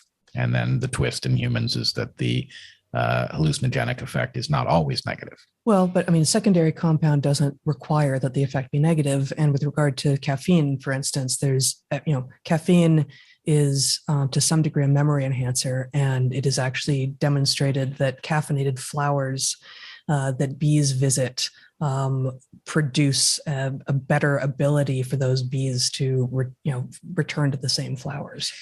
Okay, but so this is interesting, and it extends the question of what a secondary compound is. Yeah. But if I'm to be that annoying student who pushes things then even further, what do we do with something like sugar in an apple? Right? That sugar is in the apple as a reward for an animal in order to distribute the seeds. Is that a secondary compound? Yeah, I don't know, but caffeine appears to be a secondary compound. So I guess maybe this is just a semantic argument. You're saying we don't call it a secondary compound unless it's got a negative, understood to be negative? I'm wondering. No, I like your point about caffeine being an enhancement of the capacities of a creature to return to a flower where the flower is got a symbiont. Yeah. But I'm wondering if I think the unifying thing here is, right, correct me if I'm wrong, is that the secondary compound it's sort of acting in another organism on behalf of the first one. The caffeine might be enhancing the memory of a bee, but it's not doing anything else so far as we can tell for the actual flower other than that. Exactly. And I guess that's how I understand the definition at its most basic. Yeah, I agree. It doesn't have a value. It doesn't have a value, negative or positive. Right. Yeah. So in some sense, what we're saying is these plants or these fungi can produce compounds for a defensive purpose. They don't want to be eaten. That is almost the opposite of this other thing that a lot of people have asked me about, actually, just in my life, but I've never really had someone like you articulate. There's this idea that comes originally from Terence McKenna called the stoned ape hypothesis. I'm wondering if you've heard of that and how, as an evolutionary biologist, you would look at that way of thinking. Yeah, I think, frankly, I like it, but I think it's unlikely to be true, is what I would say. For one thing, if what we're trying to explain is the spectacular growth of the human brain and the mind that comes along with it, we actually do have a pretty good idea of why that happened. And it has to do with something called ecological dominance, where human beings at some point become their own biggest ecological influence. In other words, most creatures face a dominant factor of for example, the ability to find food. But for human beings, at some point, ecological dominance causes the success of one group to be most affected by its competitors for resources. And so what you get is an ecological and evolutionary arms race. And that arms race is won by people who figure out more clever solutions to problems. And this, of course, leads very directly to the evolution of language, because the way to escape the linearity of intellect, basically, if you don't want to just add more and more brain, but you want to get more and more power out of the brain you've got, the way to do it is to get brains to plug into each other in some literal sense, and to get emergent cognition, where the sum of two people's cognition is exceeded by what happens if you allow their brains to exchange ideas, which we don't think about it as the miracle that it is, but the ability of one person to vibrate the air molecules between them and another person, and for some membrane in the ear to wobble back and forth, and for an abstract idea to actually be successfully transmitted by that process from literally one brain into another, is remarkable. But what that allows us to do is it allows us to problem solve in a uniquely human way. So does the existence of entheogens play any role in that story? It does. We know that most cultures have some mechanism for accessing what we are arguing is the dream state in order to open doors of perception, as it were. But is it that these entheogens were the driving force? Almost certainly not. Almost certainly it was the fact that the arbiter of evolutionary success is suddenly the cleverness of competing groups that creates the arms race that causes the brain to be elaborated and then causes brains to plug into each other to get emergent cognition. One of the things I want to go back to is the idea that if we disrupt our sleep in various ways, we can get an encroachment of the pseudopsychotic dream state into the waking period. One of the things, I just want to describe an anecdote from the past year of my life that I think speaks to this a little bit. I live in Seattle, major American city. As with most cities, perhaps more so than others, we have a major mental health and homeless issue. So over the 5 years I've been here, and definitely over the past year, I've literally seen as I go for a walk every day, this problem get worse and worse. And what you see oftentimes in a homeless person who has severe mental health issues is basically they're talking to themselves. They are saying out loud the kinds of things that we're constantly saying inside our own heads all the time. We just learn over the course of normal development to not articulate them to the external world much of the time. So you see this type of behavior a lot when you walk down the streets of Seattle. If you are familiar with schizophrenia and the symptoms of that, there is also in that type of state a kind of disinhibition, right? Where people are just vocalizing things that other people would normally keep to themselves. One of the things that I believe I have started to observe in the past few months, and this is presumably to do with the whole general COVID situation and the stressors that has introduced into people's lives. And perhaps, and this is the tie into light, the fact that, over the past 12 to 18 months, we've spent even more time staring at screens and not exposed to natural light cycles and things. But I have observed 2 or 3 or 4 times, I think, and it's not always crystal clear, someone who's not homeless, who's actually on the street engaged in this behavior. So for example, I was walking down the street a few weeks ago and I saw a gentleman talking out loud, as is not uncommon to observe. But I was struck by the fact that he seemed fairly well dressed. And as far as I could tell, he was finishing a smoke break and he sort of, threw his cigarette butt, and it looked like he was going back into the building he worked in, as if he was just outside for 10 or 15 minutes. But he was not speaking in a normal way, let's say. And I wonder if that was the sort of encroachment that you mentioned in the book of the dream state into our waking life that is perhaps due to the general stressors in life, a big one being the artificiality of the light we're exposed to these days. So can you speak a little bit about light? Hold on. I want to ask you one question first. And actually, I have a personal anecdote related to this, but are you absolutely sure that he was not on the phone by some small Bluetooth There was speaker? no, I'm not absolutely sure. It could have You're been. pretty sure. I did not see earbuds of any kind. Okay. All right. You want to? Did you want to share your anecdote or no? Well, no. It's early in the iPhone era. I was waiting out a rainstorm. I had ridden my bicycle to downtown, and I was waiting out a rainstorm so I could ride home. And I was talking on the phone, but it was not. It was before this was a familiar sight. And anyway, some police decided that I was apparently not well. And anyway, we got into a thing about it, them not realizing that it was actually just the future they were seeing. But yeah.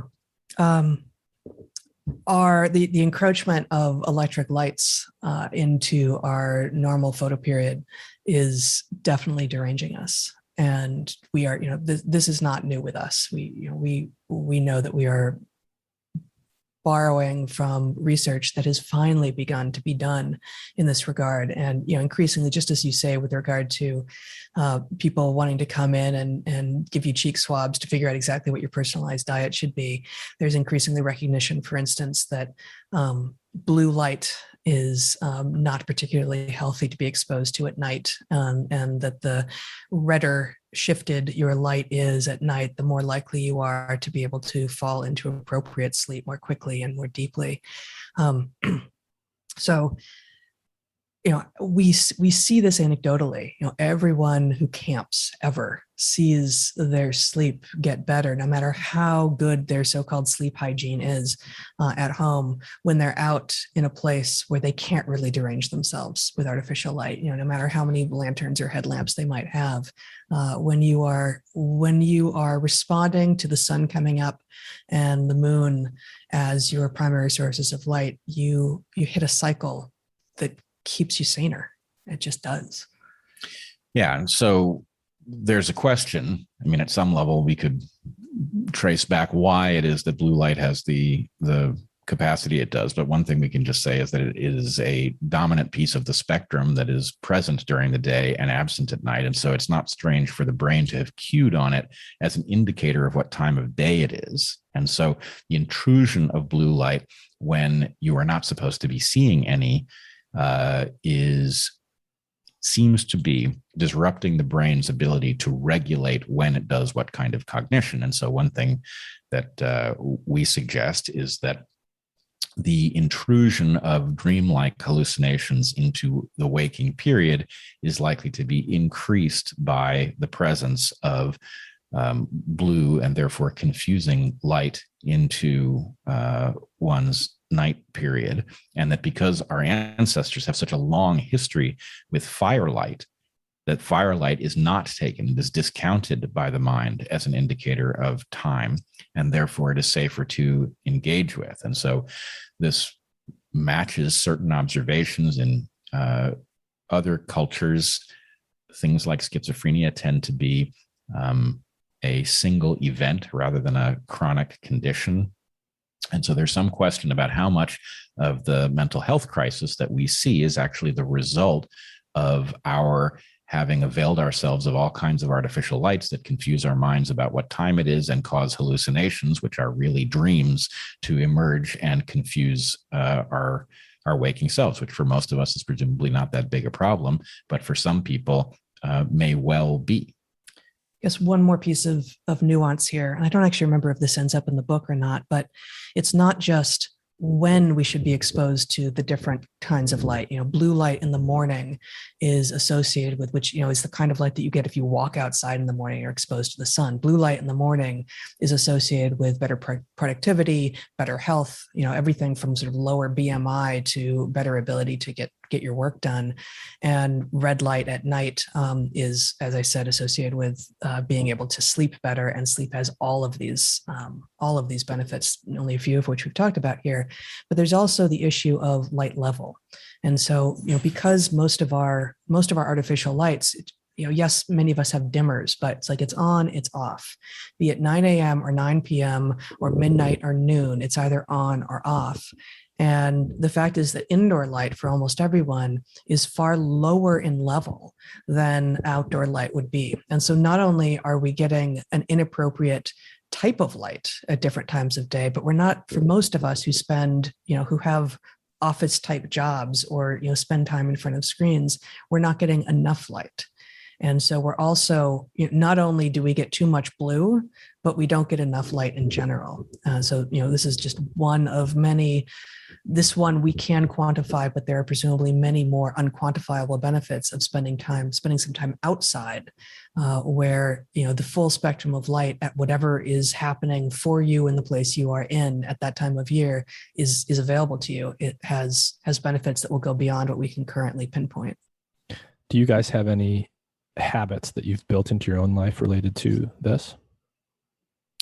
We're pretty careful about blue light. I would say, especially the unbearable proliferation of blinky blue lights on devices. I know that we have a totally dark. We don't let any lights shine in our house except that there's one or two in the kitchen, I guess, where no one sleeps. But nothing in any of the rooms where we or our children sleep. And when I read in bed at night, I do so with a red headlamp. So never any either incandescent or fluorescent bulbs at all, and no screens before bed. In the summer, for those of us in the north, we're in Portland, just 100 miles, 160 miles south of you in Seattle. In the summer, it's really easy to get out early. I've been spending a lot of time out on the river, on the water early in the mornings, and it's fabulous. And I do feel absolutely more productive throughout the day on those days that I do so. In December, when the sun doesn't come up until 8:30 and it's cold out and rainy, it's harder to pull that off. But certainly spending some time outside every day, no matter the weather, is beneficial.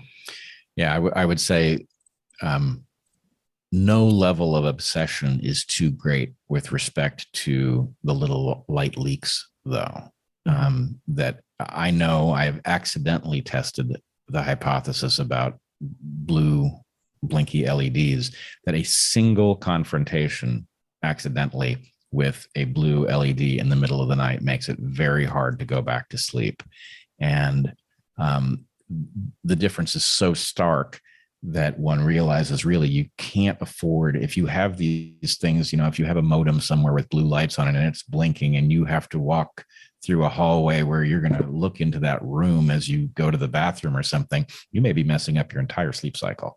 So I would say whatever you have to do, whether it's black these things out with tape or paint, or unhook them, take the device apart and unhook them, or put them all in one room in the house that you can fully close the door on. Right. Whatever you have to do, you might be shocked at just how much you can do for your own ability to sleep by policing them. And then I would also say, when we have traveled, it's amazing how uncareful the world is about light pollution. That, we have occasionally rented a place somewhere and it will turn out that their smoke detector or their Wi-Fi hotspot will have a blue ring on it. And it's like, well, that's the difference between being able to sleep and not, right? So, or the amount of light. We're lucky to live in a place that gets really dark at night. But the number of people who can't even keep the world's lights from pouring into their windows. And, it's no wonder that we, have such ubiquitous sleep problems, because basically it's like, it's like the world is drenched in some kind of, coffee that flows in from everything at all hours of the day. No, it's depraving us. Yeah, and I think most people intuit this. You at least come to appreciate it at some point in your life, that if you're not getting good sleep, everything basically is going to fall apart from that. So sleep is really, really critical, and that's certainly true for maintaining relationships. There's nothing more difficult than dealing with a sleep deprived person. And you spend multiple chapters directly or indirectly talking about relationships. You guys are also sort of unique in that when you're on podcasts and things like this, you're almost always in a pair. And so you guys have had a relationship for a long time, and I wanted to talk about that chapter next. So you start off one of these chapters defining love as a state of the emotional mind that causes one to prioritize someone or something external as an extension of themselves. And you also observe that much of human mythology is centered on inducing people to extend their concept of self. So can you elaborate on that definition and also tie it to the observation that you make that love probably evolved sequentially for different pairs of people, starting first with mothers and infants? Well, I'll start with that. I'll start with that second part, and then you can further define love if you like. The evolution of milk, basically, with the origin of mammals, makes obligate an ongoing relationship between mother and offspring beyond the birth or hatching of that offspring. Live birth obviously being one of the hallmarks of very early mammals, although not all. Most people are familiar with the duck-billed platypus and the echidnas, which are egg-laying. But barring those early basal mammals, all other mammals have live birth, and all mammals provide milk. And so that milk from mother to offspring is, yes, it's nutrients, but it's also information. It's immunoinformation. It's all sorts of information, and it provides also touch between mother and child.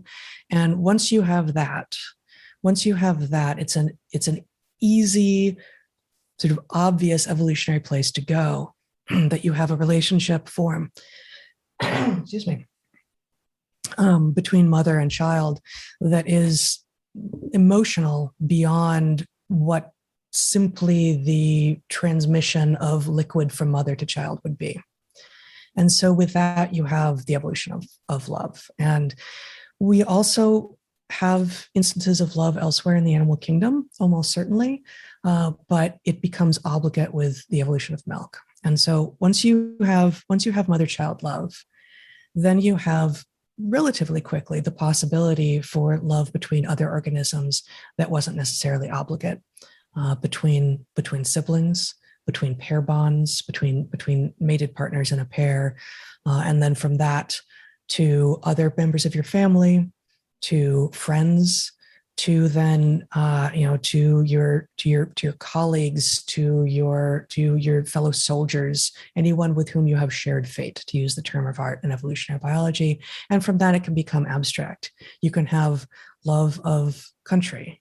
You can have love of city, of team, of ideas, of freedom, of justice, of truth. And it all begins with a relatively simple but terribly important transmission of just life-giving fluid from mother to child. Yeah, I mean, in some sense, you can think of it as the willingness to sacrifice for someone or something, right? To prioritize that other at a symmetrical level of self. And, it's obviously hugely costly. And the reason that we prioritize it the way we do is because that the benefit of it exceeds the cost. And, you can understand a lot about the way we function just based on really mapping it, everything from what we feel towards our pets and those we care about and those for which it's just a pro forma, it's not real. These things they're fundamental to the way human beings function. So I want to transition to talking about mating systems. So first, can you define for people the term sexual dimorphism? And can you talk about the levels of sexual dimorphism we observe today in humans and what that might tell us about the common mating strategies that our ancestors would have taken? Yeah. So sexual dimorphism just means that in a sexually reproducing species, of which we are one, and all plants and animals are, with a very few exceptions. There are two sexes, and the dimorphism simply means that there are two different morphs, one for each sex. So in general, when you are looking for evidence of what kinds of sexual selection has been enacted on a species because of the environment that they have lived in, one of the clues is what degree of sexual dimorphism is there. The more similar males and females are to one another in terms of size and shape and behavior, plumage and song and, nest building tendencies and territorial tendencies, the more similar they are, the more likely you are to have a monogamous mating system. So mating system just refers to, in general, how many reproductive partners, mates, does each sex tend to have? Monogamy, it's 1-to-1, cheating notwithstanding, which, yes, happens. But in a monogamous system, you tend to have individual females mating with individual males. And in a polygamous system, one of the sexes tends to have multiple mates, and that leaves the other sex having lots of individuals who have no mates. And so polygamy is the general overarching type, of which the two types are polygyny, multiple females, and polyandry, multiple males. So polygyny, which is the most common type of mating system across mammals, involves males often having reproductive monopoly over multiple females, which also then leaves lots of males unmated entirely. And polyandry, which is very, very rare, involves one female having reproductive monopoly over multiple males, leaving presumably some females unmated, although it's very hard to end up arriving there because females bring the egg, which is the cytoplasmically rich gamete, and so having females unmated is very rare in nature, and so polyandry is very rare as well. So what we see in human beings is that human beings have a small amount of sexual dimorphism. Males are bigger than females, which suggests that there is a long history of mild polygyny. But the interesting thing, if you think back to the earlier part of this conversation, what you'll realize is that human beings are a generalist hardware platform, a robot effectively, with a plastic software program, a software program that can be swapped out as circumstances demand. And so while it is true that human beings have a history of polygyny that is somewhat general, it is also true that the majority of people alive on Earth today belong to cultures that are monogamous. And so the question is, why did the software program get swapped out? And there is good reason to believe that this is adaptive, that in effect, monogamy has certain advantages that manifest under certain conditions. And the most obvious of them is that when a population is going to expand, it benefits from having the maximum number of adults brought into the process of child rearing. The limit on, because human babies are so expensive with respect to the investment that has to be put into them, having more adults contributing to child raising increases the rate at which a population can grow. So it is likely no accident that as human beings have expanded around the globe and increased their numbers by increasing the success with which they farm, that cultures that have been monogamous and therefore matched males to females 1-to-1 and brought all adults into child rearing have outcompeted populations that don't do that. And anyway, we are now in a situation where we may have come to the end of that process. The planet simply cannot continue to endure an expanding human population. And there's some question as to what should happen. I would say we have to have some caution, because although it might be very natural at a moment like this where the human population plateaus to default back to polygyny, that would be a very bad thing, because monogamy actually has many other advantages. It's a much fairer, much less prone to violence system. It creates more reason for cooperation, for example, amongst siblings. That is to say, a family that is composed of full siblings is more cohesive than a family that is composed of half siblings. So there's lots of benefits that our conscious minds, forget evolution for the moment, but the values that we seem to hold are a better match for monogamy. And so figuring out how to stabilize monogamy, in spite of the fact that at this moment evolutionary pressure may go in the other direction, is a question that should be on our minds. Why would a monogamous mating strategy, widely adopted by a group, decrease the amount of violence within that group? Because it does not leave sexually frustrated males with no prospect for mating other than rape or warfare. In effect, what you want is everybody to have a path towards a good life, a life that meets all human needs. And to the extent that polygyny may deliver an excess of well-being to some males, it sidelines an equal number of them or more. Probably. In so doing, it creates literally sexually frustrated males with no good option and many bad ones. Yeah, I mean, the unfortunately relevant examples from non-humans are things like lions and baboons, which have strongly polygynous mating systems. And you can see that in the sexual dimorphism of male lions and female lions, and male baboons and female baboons, in which males are not just larger, but they have longer canines, and they have greater ferocity. You know, they tend to anger more easily and be willing to get into violence with one another more easily. And in both of those cases, what you have are basically bands of bachelor males, and that's the term of art in animal behavior, of bachelor males that are always looking for an opportunity to topple an alpha who has, again, a reproductive monopoly over some number of females. So there's very little opportunity for social stability in a polygynous society. And no, the evidence from lions and baboons isn't sufficient to get us there, but there's plenty of evidence from human history as well to suggest that a polygynous system in which a few males effectively have access to have reproductive monopoly over many of the young women is not a stable system and will soon fall. One of the things that I think is noteworthy here is if you contrast, say, the norms that what we would call traditional society. Let's just think about the major monotheistic religions of the world. They tend to have in many cases, extremely strong norms around monogamy. And you can contrast that with, say, the incentives and just sort of the landscape that comes from the way some new technologies are affecting mating strategies. So, for example, you can think about mating apps. And I don't know what the precise numbers are here. I don't remember them precisely.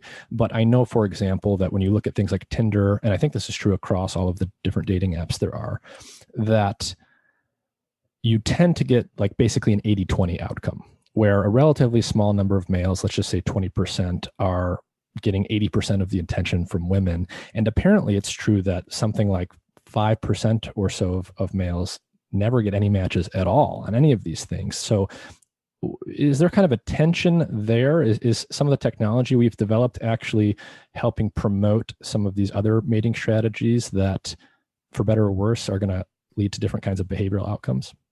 Oh, absolutely. Yes. Absolutely. And this is a disaster made even worse by the fact that effectively all of the elements are being commodified. Mm-hmm. Right. So in a prior world, and Heather and I would not argue that we have any hope of, nor should we want to go back to a prior world, but in a prior world, I specifically don't want to go back. We're not traditionalists. Right. But there are lots of elements of a prior world that we have foolishly not learned the lesson of Chesterton's fence. And so, for example, in a world prior to birth control, women tend to be very, very careful about who they have sex with. And the reason is obvious, which is that if you have sex with somebody who has not shown a willingness to participate in child rearing, that one may end up rearing children alone, which is incredibly expensive. The children are less likely to be successful. And so in any case, much of the ritual around romance and love is really about it's a test to see whether somebody is up to the challenge, whether they really do bring the strengths to the table that they seem to bring to the table. And on the flip side, so women are very choosy, and men would work very hard to be worthy of a sexual relationship. And those things gave coherence to the world. Now, is birth control a good thing? It is a good thing. It's especially good in the sense that it liberates women by not causing them to be arbitrarily burdened with children, but be able to plan when they have their families. But the fact is, it's got a serious downside, which is that it removed the coherence from civilization and caused men to have much less motivation to accomplish things. And it took the need to invest heavily in a relationship in order to make it work and removed it by allowing people to scratch their itch relatively cheaply because the stakes were lowered. And so in any case, again, I know that this will be heard as prudish, but the basic point is that the system that we evolved with was not inherently fair, but it was inherently coherent. It had to be. And the system that we've replaced it with, where we have rampant access to pornography, in which those who make pornography compete with each other for attention and therefore drive sexuality into ever more extreme and unwise forms. All of this has caused a derangement of our interactions with each other. And frankly, I think it has caused people to become much less decent to each other. And the question is, how can we restore the decency without going backwards? That's really the issue. I'm in listening to you talk, I'm actually recognizing one of my biases that I'm not sure I had thought of before just now, which is maybe by chance, but really because of my native interests in sexual selection, in mating systems, in social behavior and territoriality and parental care and all of these things. I ended up studying for, as you know, for my dissertation research, the soundbite that I give is the sex lives of poison frogs in Madagascar. And the vast majority of amphibians have no relationship with their children. They don't even have any relationship with their mates. They have external fertilization. They meet in some giant aggregation if they're temperate frogs and leave fertilized eggs behind, and they go about their business. The particular species that I was studying, Mantilla levigata, I've discovered have such an elaborate courtship that the females utterly require of the males. And if he is to skip any of these parts where he's leading her around to potential of opposition spots, and he does what I was calling chinning, where he alters his vocalizations and lays his chin on top of her back and she can feel the vibrations through her. If he doesn't do those things, I found there's no chance. There's no chance of him getting mated. And so it's not that all vertebrates need this, but that time and again, including even in such basal vertebrates as these poison frogs, when you have a system that actually requires an elaborate courtship and elaborate interactions between the players, because the offspring actually matter, because they are, relatively case selected, because they have few offspring and both male and female, in the case of these frogs, both mom and dad end up doing parental care, you can't just skip all the other stuff and assume that the rest of the system is going to be functional, because it won't. Yeah, it's amazing. I mean, it's Chesterton's fence all over the place, right? The number of components that do not in isolation seem to be fundamentally important, but if you remove them, disrupt the coherence is many. And we keep learning this lesson, and it's painful. The relationship between young people and elders. One thing that I want to talk about here is, we've talked about the importance of narrative and the difference between culture and consciousness, and why it can be adaptive to compress a bunch of information into something like a narrative that can be passed to, say, a young child who can't understand it some other way. And it will be very intuitive to people that for almost all of human history, when we learn a skill, whatever it is, making a hand axe, making a bow and arrow, whatever it may be, up until literally more or less the present moment, you would have learned that from an elder in your group, an older person who had been doing that for years or decades, who was extremely skilled in that particular thing, would teach it to you. And it was, obvious every step of the way, why you would want to learn that, why they had the expertise to teach you it. And there's a kind of bond that many of us will have experienced between an elder and a young person that comes from downloading the cultural information from old to young through learning how to use technology, let's say. So it was always the case historically that the elders were better at using the technology than the young ones. But today that has seemed to be completely broken. In modern society, right, it's virtually guaranteed that grandma and grandpa will have little or no experience with how to use the latest, greatest piece of technology. So what do you think that change is going to do in terms of relationship building between the young and the old, and how cultural information is therefore going to propagate through groups? It's so important. Yeah. I would say, I mean, it's a very insightful question, but I think we can turn it around a little bit in order to see the answer to it, which is human beings are very unusual amongst animals in having adults that persist after reproduction or direct reproduction is over, right? And the reason for this pretty clearly has something to do with the value of what those adults know. In other words, a culture, why would a culture invest food resources when all ancestors are likely to have been food limited? Why would a culture continue to spend food on adults that are no longer contributing to reproduction? Well, imagine that you face a periodic drought situation where there's a condition every 100 or so years that results in there not being enough water. And what are the chances that somebody knows the story of where to go or how to behave or what it is? So if we think about the fact that being an elder is about having wisdom and insight and memory that is relevant to the problems that recur, and then we look at modern times, and the point is we don't even live in the world that we were born into. It's changing so quickly that we are constantly adapting to a new world. We are all novices. And this again removes the coherence of existing, because what are old people for if not to be, repositories of wisdom and to give advice and things like this? So we've already sort of decoupled things. It causes young people to view the old as feeble and incapable of even basic functionality. So, I mean, in some sense, I think you're just right. It's going to wreck the relationship between the young and the old, and for no benefit. We are wrecking it, even as the pace of technological change is jeopardizing our health, our capacity to interact with each other, our psychological well-being. So anyway, yes, I think you're right to be concerned about it.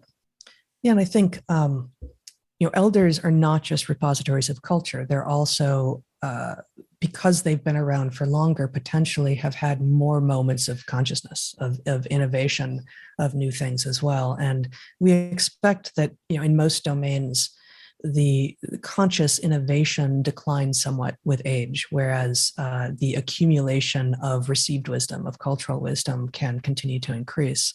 But in a hypernovel world, in a world in which the rate of change is itself accelerating, then both the repository of culture becomes less relevant, as you both have said, but also the ability to innovate in a meaningful way in a world that resembles certainly not the world of 80 years ago very much, but maybe even the world of yesterday.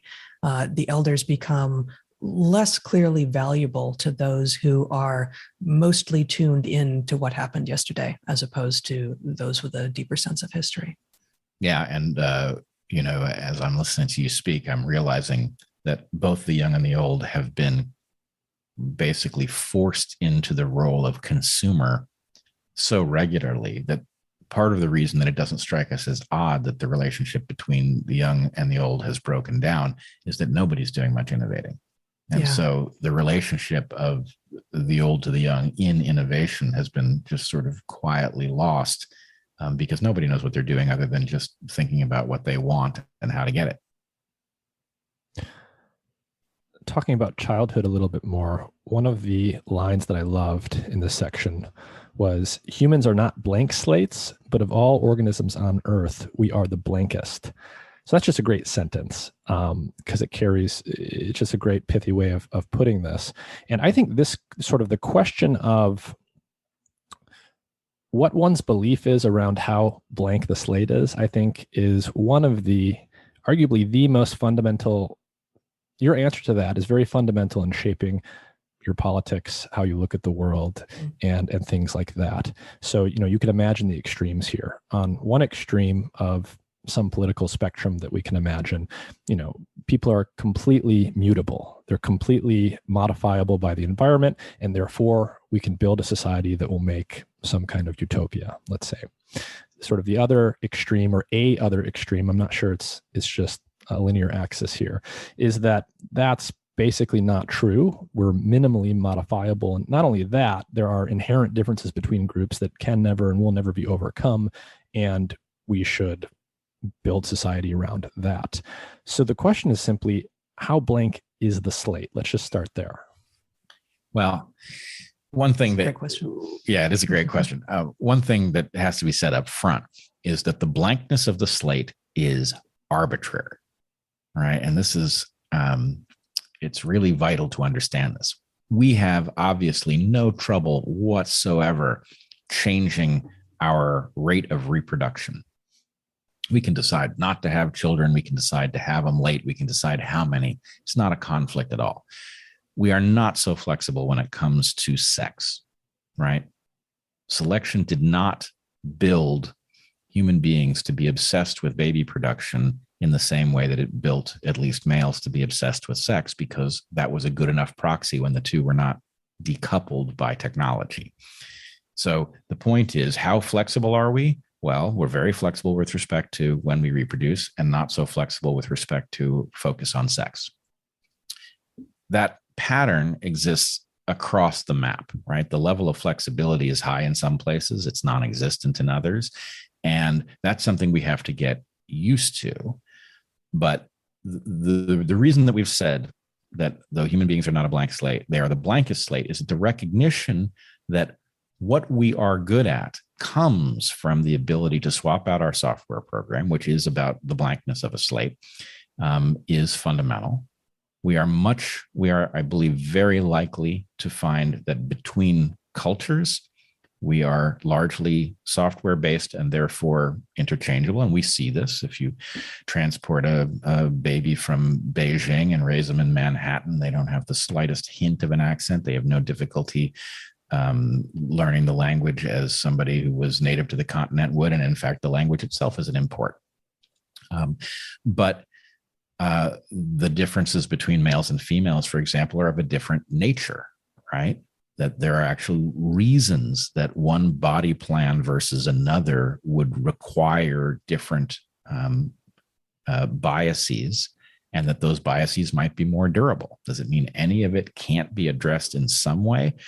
Probably only a very little bit cannot be addressed. But is it going to be more of an uphill battle if you decide something in the sex landscape needs to be changed because it may be written in more directly? That's highly likely. I mean, human cultures are relatively new. The sexes that we are go back hundreds of millions of years. And so anyway, there is a logic to it.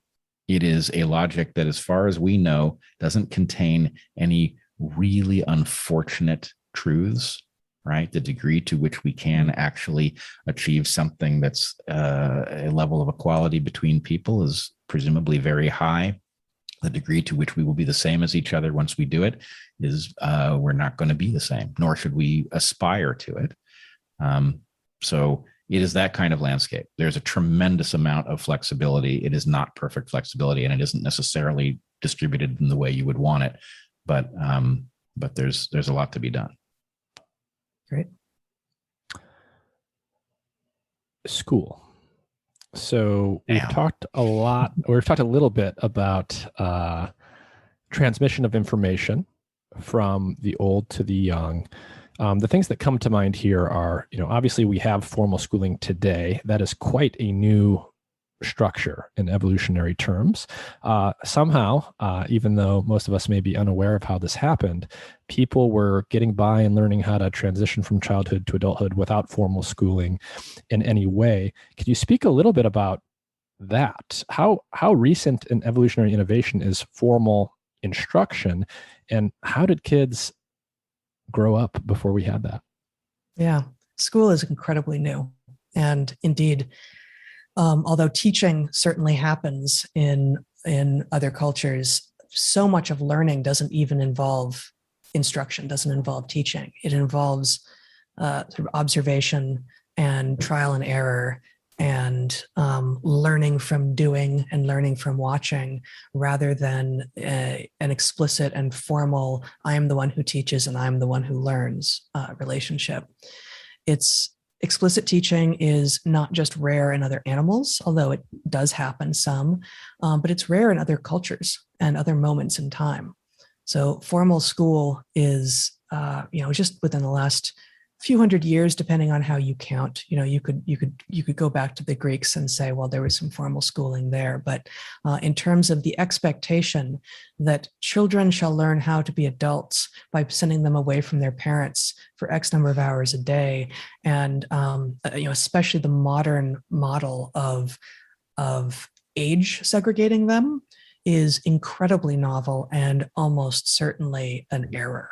That this is separating children not just from their family and their existing friends, but from anyone else who isn't at exactly their developmental stage in order to teach them how to be adults is sure to fail.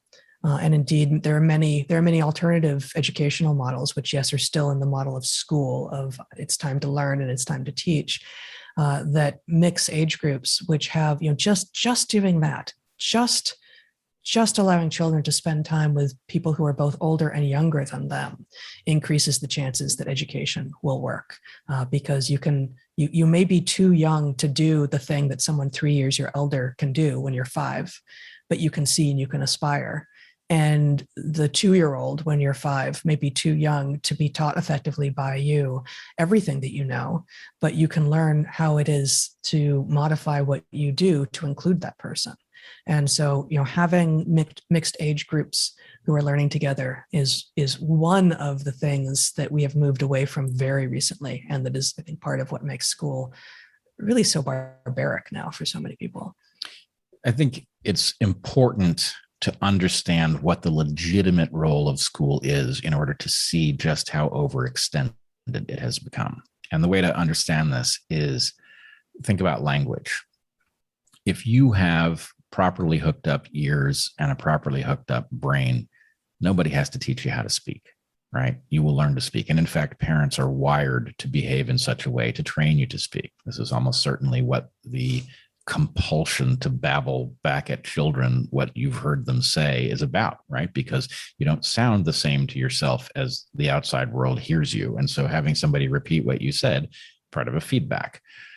Especially with corrections. Like babble back with grammatical correction. That's instruction. Right. Mm-hmm. And with emotional content on the face that, says something about what it sounded like, or who knows. But okay, so we can't stop you from learning to speak. This is something ancient in humans, and therefore you are wired to learn it with no instruction whatsoever. Not true for writing and reading, right? Why? Because they're new. And the point is, if we had them long enough, you'd probably pick them up automatically. That's a very long way off. So what we have to do is we've got to supplement, right? Likewise, you can be an expert in physics from, using a bow and arrow, but you're not going to be an expert in explicit physics. You're not going to learn calculus by using a bow and arrow.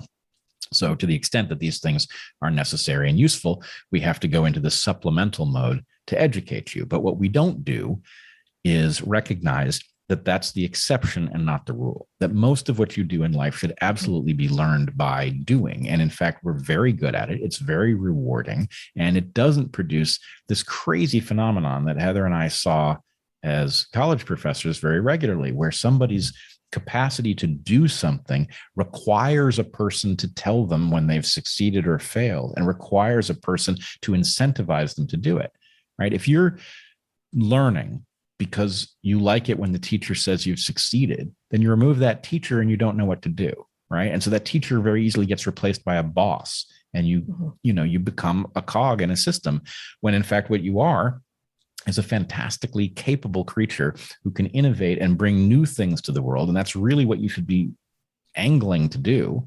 But the way we teach just sort of drives it out of people. Yeah. I mean, to use, I don't know if this is legitimate psychological language or if it's just psychobabble, but I think the thing that I've been hearing recently that sort of maps onto what you're saying is this idea of locus of control, and that school effectively, and we could argue a long time, we could discuss a long time about whether or not this is intentional or not, going back, how far, but school effectively moves the locus of control for children with regard to motivation from internal to external.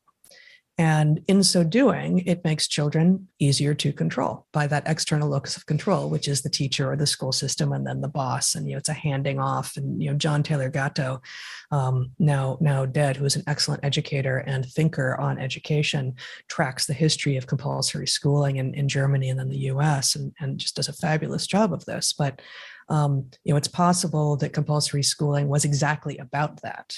Right? Whether or not that is understood now to be desirable, that you would want to take agency away from children and make it such that their motivational structures hinge on getting carrots or sticks from external authorities.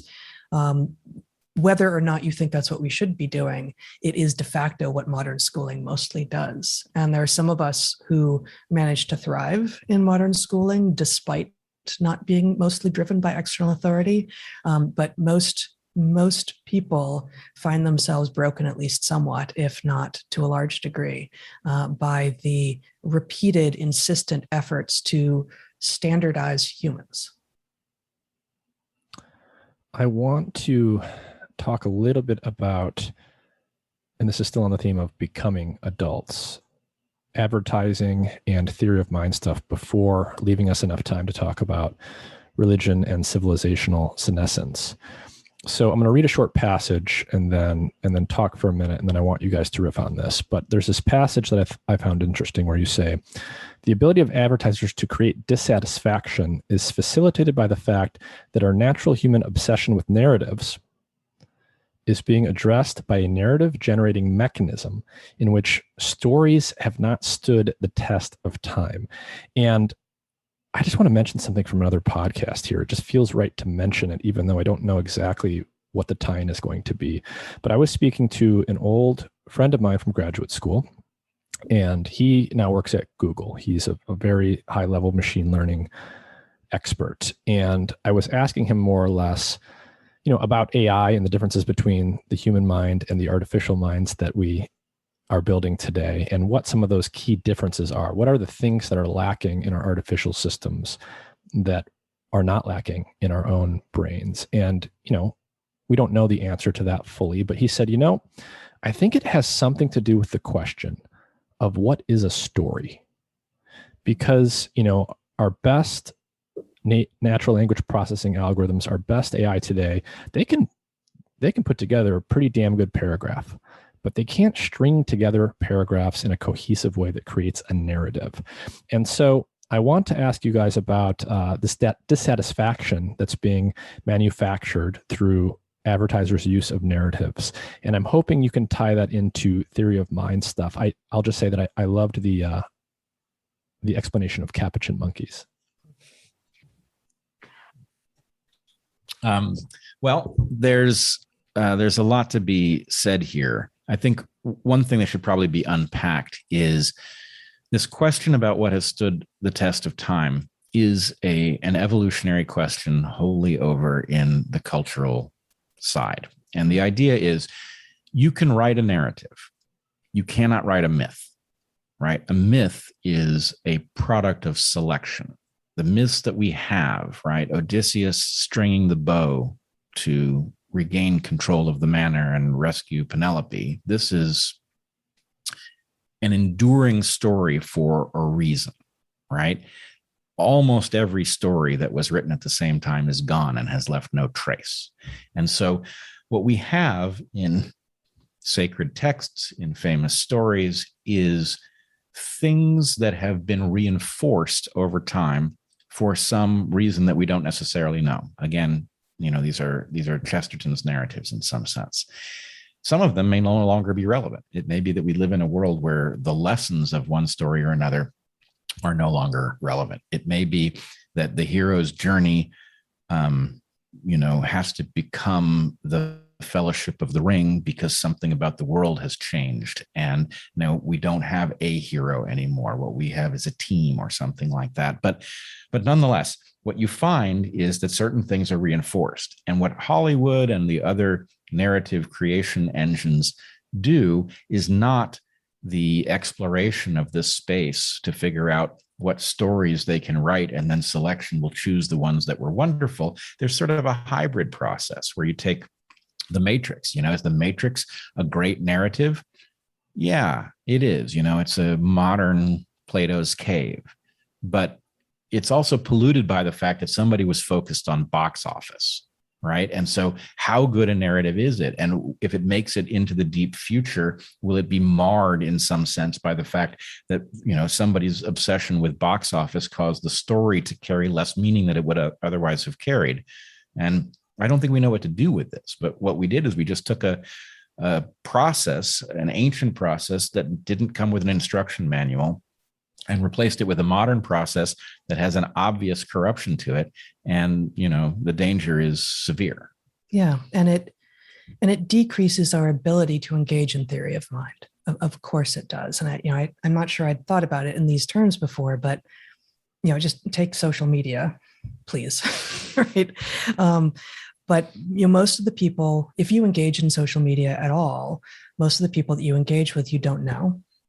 And therefore, you know nothing of them except that you hope and presume that they are humans. And of course, even that is an assumption which may not be borne out. But one of the first things that I ask people when I'm first engaging them is like, where are you? Like, just tell me something about what your current situation is so that I can map myself into your space and imagine what you're experiencing right now. And that, that helps me engage in theory of mind. And there is no expectation and indeed no capacity for that when we are being advertised to, when we're seeing totally receptive entertainment where we have no ability to interplay with it, nor is it really the expectation with social media. And so I think the study you're referring to with the Capuchins, if memory serves, is one with regard to a study of fairness. So the background on this, which won't necessarily be intuitive to everyone, is that these monkeys universally like both, was it celery and grapes, I think? Cucumbers and grapes. Cucumbers and grapes, there it is. But they universally like both, but they universally favor grapes. And so if you have two monkeys in cages next to each other where they can freely see one another and smell and all of this, but they can't directly engage, and you have an experimenter giving both monkeys cucumbers, they're both perfectly pleased. And this is it's an exchange thing. So the monkeys have to give them rocks or something. It's like, you give me a rock, I'll give you a cucumber. Sure, they'll go at this all day. And if you start giving one of the monkeys grapes instead, the monkey who continues to receive cucumbers is not just displeased, has not just observed that even though their state is literally exactly the same that they had before, but by comparison to their compatriot, it is now worse. They not only show their displeasure by asking for grapes, which they don't do, they literally hurl the cucumbers back at the researcher. So they take their status, which remained exactly the same except relative to their conspecific, and they actually worsen their own situation in order to demonstrate that they see that this is no longer fair. Right, which seems bizarre and petty in one way, but and yet not. It's clearly not. Yeah. And so one important interpretation of this is, to the extent that the monkey is getting cucumbers and is happy with it because his compatriot is also getting cucumbers, there's no evidence that there are grapes. And so in some sense, the evidence that there are grapes and the one monkey is not getting them is evidence that this is suboptimal for the niche that it finds itself in that little cage. Well, it's monkey hedonic treadmill at some level. Well, but what I'm saying is, one of the things, we've discovered over and over again that human beings are very focused on what their neighbors have. And it always sounds petty when it's presented this way. But to the extent that you and your neighbor are farming similar pieces of habitat, and your neighbor is comes home with twice the harvest for the same amount of investment of time, that tells you you're doing something wrong. Mm-hmm. And so, or he's stealing from you.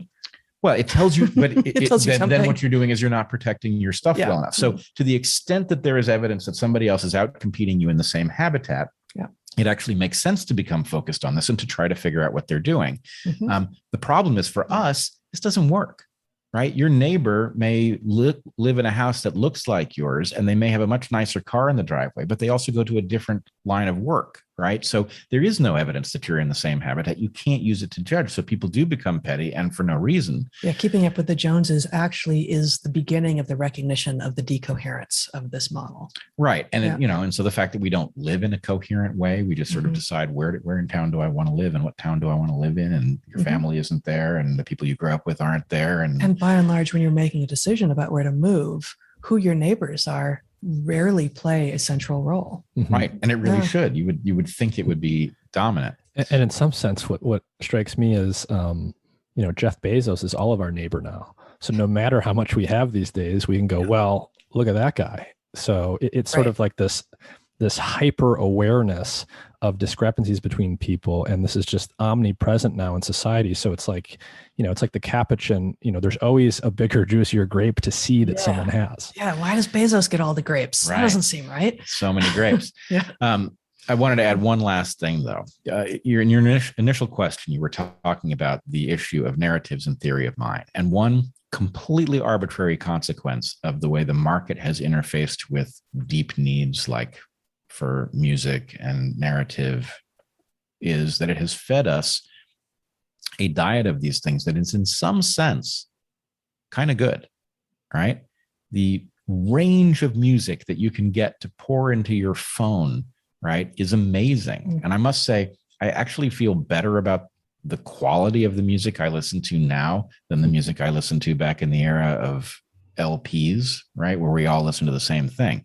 But I don't feel better about the fact of it because we don't have a shared culture anymore, right? When the shared culture was, hey, Led Zeppelin 4 just came out, Led Zeppelin 4 may or may not be a good thing, but the fact that everybody was hearing the same stuff had a kind of communal nature to it, and it brought us into a shared mindset. And we all heard "Stairway to Heaven" the first time. I mean, this is a little before our time, but you're dating yourself wrong because you weren't old enough. That's true, but let's just say the pieces of music that everybody heard, whether they liked it or not, because they poured out of the 3 radio stations that people listened to in your high school, right? That had a communal aspect to it, irrespective of what the quality of the music itself was. Now we have a tremendous amount of choice, and that means we can get better music, but it means that you may not have heard the song that's so meaningful to me.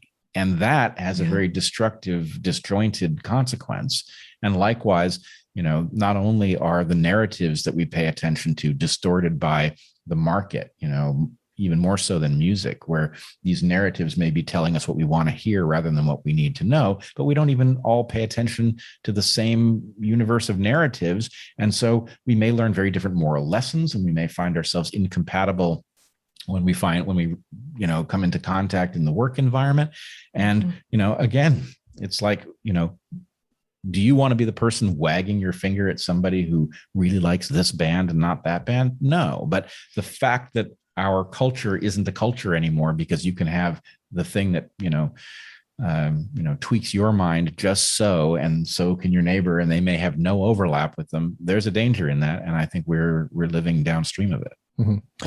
One of the things, so it's almost like culture has been unbundled. And one of the things I didn't anticipate talking about here, but it is a good tie into where we go next, which is religion, is, in the technology space, a lot of technologists out there are having really interesting conversations and making various observations around how the development of new technologies has, and this has been a recurring pattern in different sectors, it's led to an unbundling and then a rebundling, right? So music is an obvious example, right? We've sort of unbundled the way we used to package music, and we're rebundling it into Spotify playlists.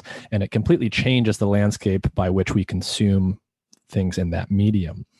And you've sort of just said that we've sort of unbundled culture in some sense. We no longer have one unified cultural narrative that all or most of us are attending to. And religion has been the vehicle that has historically done that, I think. And I wanted to talk about religion not only because it's in the book, but because this is a subject that not only fascinates me, but I've done various 180s on in my life. And one of the 180s I've done that I think you guys speak to well is, okay, I'm not a religious person, nor have I ever been, but I used to be of the mind that religion is this sort of artifact. It's this thing from the past. We need to rid ourselves of it because it's blurring our vision. It's getting in the way of seeing the world clearly. But you guys have a sort of different viewpoint that comes back to some of the things that we've been talking about. So can you speak a little bit about the adaptive function of religion historically? Sure. So we in the book deploy a test for whether something is an adaptation. And the truncated version of it is that things that are complex and expensive and last over evolutionary time are definitely paying their way somehow. And religion passes this test with flying colors, right? Religions are tremendously expensive and very complex and very long lasting. And so we know that they pay their way, or at least logically, we can virtually guarantee it. Well, it's also true that religious cultures have outperformed those cultures that aren't. Right. Until the very modern moment, we can point to no cultures that have been without religion. Right. Even though within every religious culture, there's variation in how devout people are. Right. And so there's the opportunity for selection to reduce the religiosity, and yet it's the religious people who win. So why is that? Well, this is a mechanism for creating and transmitting adaptive behavior at a level that we evolutionists don't tend to talk about. It's the level of lineage. And so there's been a longstanding debate in evolutionary biology. You'll be well aware of it, given your history, between the kin selectionists and the group selectionists. And in effect, the group selectionists have latched onto something that is true, but they've got a mechanism for it that doesn't add up, right? Groups can't be selected unless those groups are also lineages. And the fact is, lineages pass on not only genes, you effectively have a gene pool, but they pass on coherent sets of traditions. And within those traditions, there is sectarian difference over what to believe and what to discount. And those sectarian differences get selected. Those versions of a religion that are more efficient relative to the problems in a given habitat will outcompete that. So you have kind of a clade of Christians, for example, and within Christians you have Catholics, and then you have Greek Orthodox and Church of England, right? Those are close relatives of each other. The difference primarily being whether they take the Pope seriously or not. And then you have Martin Luther is the most recent common ancestor of the Protestants, right? And you have a bunch of different Protestant traditions. And these things are basically suites of adaptive behaviors. They're coherent packages of adaptive beliefs and behaviors that overlap different locations on the earth for the most part. And that process is staring us in the face. We haven't figured out how to talk about it, but it's an adaptive evolutionary process that has given rise to things that we moderns initially look at and say, wait a minute, the earth wasn't created in 7 days and it isn't 6,000 years old. So everything in this book is wrong. This book starts with a lie. It's wrong. No, that's not what it is. It's not a literal description of the universe. It is an efficient packaging of a set of beliefs that causes the people who ascribe to it to outcompete those who eschew it.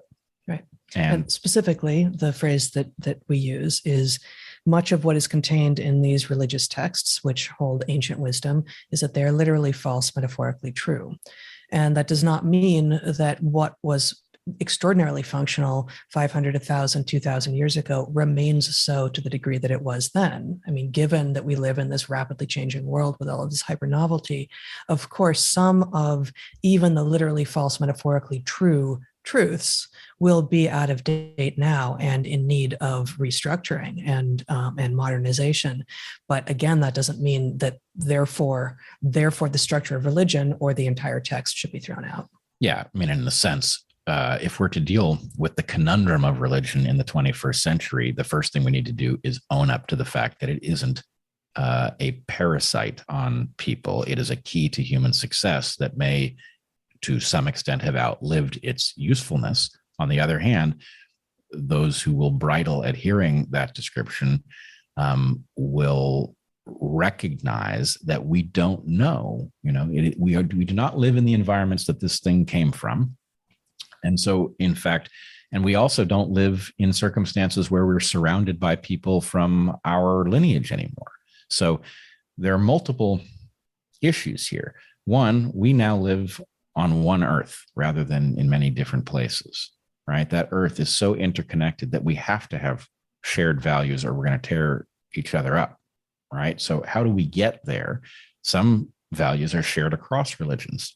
Okay, those are liable to be contained in whatever our cohesive packages for all earthlings, but then others are in conflict. So we do have a reckoning coming, and it's about time that we stopped pretending that religion was a distortion and we start recognizing it as it is a huge basket of Chesterton's fences, right?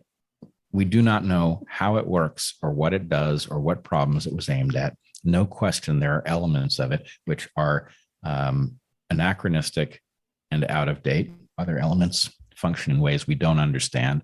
And it's a puzzle we need to take very seriously. I think we can basically guarantee that that's the first time that has been uttered. Religion is basically a huge basket of Chesterton's fences. That's what you said, right? Yep. Doesn't quite roll off the tongue, but yeah, it works. So this is the second time that this name has come up, and I didn't actually plan it this way. A lot of the things that we've been talking about, some of the things that you say in the book, remind me of something that stuck with me. I don't know why exactly this stuck with me, from Terence McKenna. And if people are unfamiliar with him, I'll just let them Google the name. But he was active in like the 80s and 90s. He died quite a long time ago. And he said so many things that were interesting, but also seemed crazy that I often didn't pay close attention to them. But at a couple different points in the last few years of my life, I stumbled upon an old lecture or something that someone posted. And I remembered listening to it before, but in listening to it the second time, I found myself saying things like, wow, I used to think he was just kind of out there, but maybe he was actually so far ahead of some of the other people that were his contemporaries that it sounded crazy, but it was actually prescient. And as we talk about civilizational senescence and what you describe in the last part of your book, I'm remembering this phrase that he introduced that stuck with me. He talked about, and this is again, I think late 80s, early 90s, when he's saying these things, he talked about how technology and the way that culture was evolving was leading to what he called a balkanization of epistemology.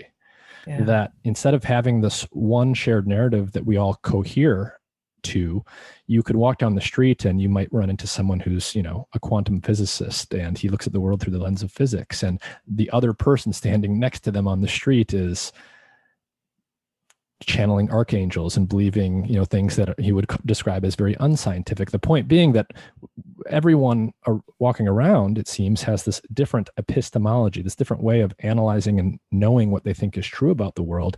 And it's leading to this kind of decoherence that he would say was causing everyone to consciously or subconsciously look towards the past for a solution to.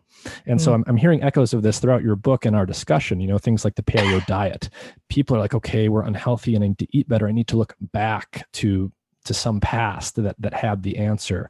Obviously there's the golden age fallacy that many people might be familiar with, where, you constantly people want to look back to a golden age. They want to rebuild. There's been, many movies based around this idea. And I'm wondering if you can start talking about the concept of senescence. What does that mean in terms of biology? And then how do you tie that to the civilization level analysis that you have in the book? Sure. So let's start with the basics. Senescence is the process that most people would call aging. Specifically, it is the process by which biological organisms grow more feeble and inefficient with age. So a diamond ages, but it doesn't get less diamondy. A person ages and they get less persony. So that's the process. We now have a really good idea why it happens, because George Williams, one of the great evolutionary biologists of the 20th century, outlined a very elegant argument that made wonderful predictions that allowed us to test it in 1957. And the short answer is you have a genome that is too small to do all of the things that are necessary to make a critter as complex as you. So almost everything in the genome does more than one thing. That's called pleiotropy. And the implication of pleiotropy is that there will be some subset of genes that do something that is beneficial for you early in life at some cost late in life. And the key insight is that selection cares much more about the early benefits than the late costs. And the reason, a short version of the reason, is that many people don't live long enough to experience the late costs. And so the early benefits are a bargain, right? So if you imagine that you had a gene, that you were carrying around a gene that would cause your heart to explode on your 111th birthday, chances are that thing's going to cost you nothing because you're not very likely to get to your 111th birthday. So if it was coupled to some early life benefit, selection would see it as a smoking bargain. So selection collects all of these pleiotropies that function this way.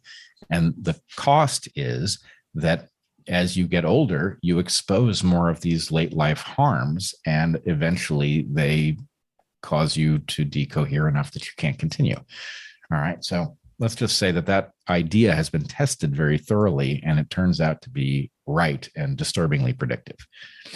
Okay.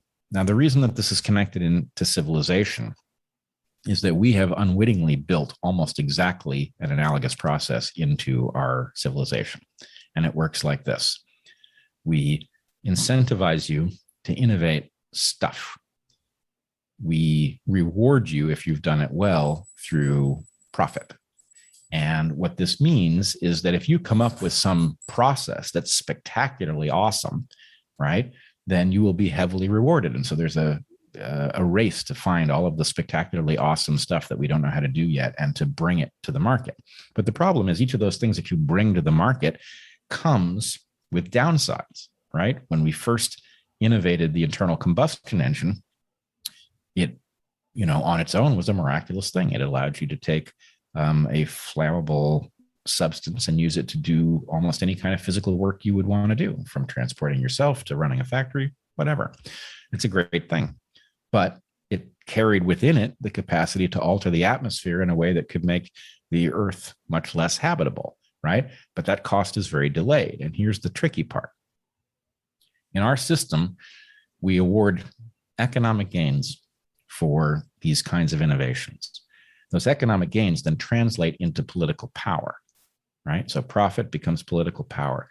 And that political power means that once we discover what the downsides of these things are, there's no way to go back. You can't undo these things because the industries that generate them are so powerful by the time you discover why the consequences are intolerable that there's no halting it. So we keep accumulating these processes that have an early benefit, right, and a late cost. And we are now, as a civilization, suffering the collective harm of all of those late costs, just like a feeble old person, right? So what we've now done, if there's nothing wrong in that analysis, what we've now done is said you've got a process that is going to result in the death of that civilization by virtue of the fact that you have structured economic profit in a way that generates political power and makes it so you can't undo things that turn out to be net harmful, right? And that is either a problem that we can solve or it isn't. And then I'm afraid our fate is sealed. Final question related to that directly. Two opposing viewpoints on how you would view this problem of civilizational senescence. One, perhaps the optimistic view, is somehow, some way, we can come up with a new narrative or new narratives that recohere society and get rid of the chaotic path that you might argue that we're on. The more pessimistic view is no such narrative can be constructed. And so we need to let things run their course before something new comes in the next generation. So the question is, almost to use the biological analogy, can you make the senescent individual young again? Or do you simply have to let nature do its thing and wait for the next generation to rise up. Is there a way to construct a new narrative to recohere society that you can even imagine? I'm not so sure that those are different answers. I think those are the same answer. What we have to do is recognize that this society is going to die, right? It can't continue because it is unsustainable in the clearest possible terms. That does not mean that the lineage that underlies it has to go with it, right? If that lineage is wise, it will understand that it has to give birth to a next system, right?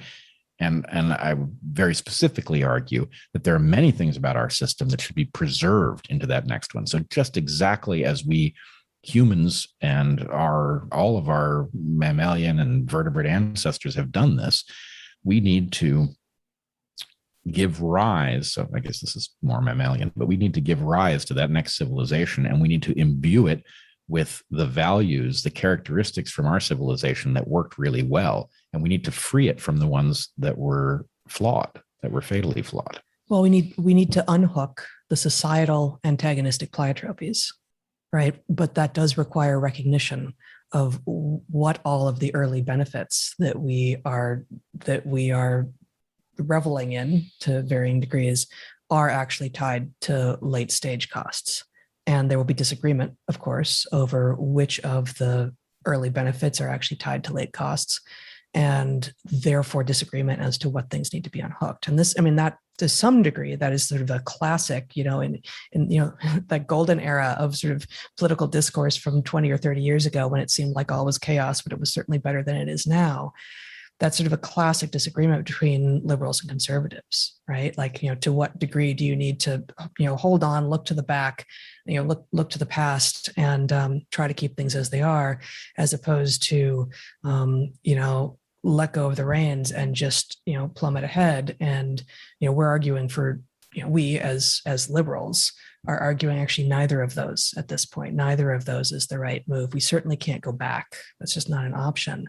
There are things from our history that are still relevant and valuable and beautiful and necessary. But there are many things yet undiscovered that we will need to discover in order to proceed. Yeah. And I know you're leading us here, but the final chapter of the book is really about this process. And we make the argument that we do not know enough to blueprint that next civilization. We have to navigate to that next civilization. We have to prototype, and we have to move towards the thing that I think is actually pretty easy to define in terms of what it should accomplish, right? We need a non-utopian, sustainable system that liberates people, which doesn't mean frees them to do everything. It means engages in enlightened regulation so that people are liberated to do things that matter, meaningfully liberated, not just technically liberated.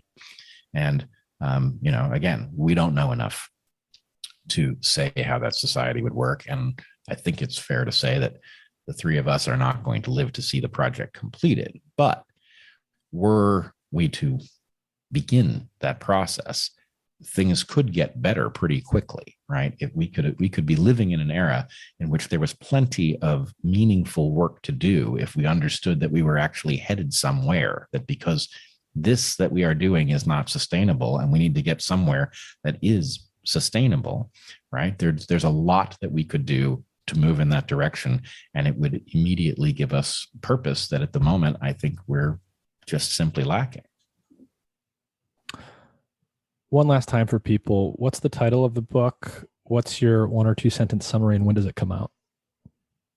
It's A Hunter-Gatherer's Guide to the 21st Century.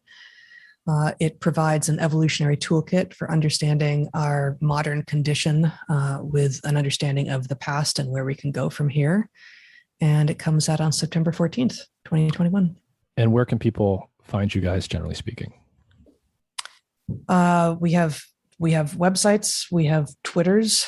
The Dark Horse Podcast. The Dark Horse Podcast. Bret Weinstein's Dark Horse Podcast, where we do weekly live streams, which we call the Evolutionary Lens. I don't know where else. Yeah. I'm not prepared for that question yet. Well, thank you guys for your time. I will link to all that stuff in the episode description and show notes. And if you haven't read the book, check it out. It is very interesting. I think it's accessible and very well written, even if you don't have a specific background in evolutionary thinking. And in some ways, it's maybe a book for that person if you don't have that background. So congratulations on the book, and thank you for your time. Thank you Thanks so much. It's been fun.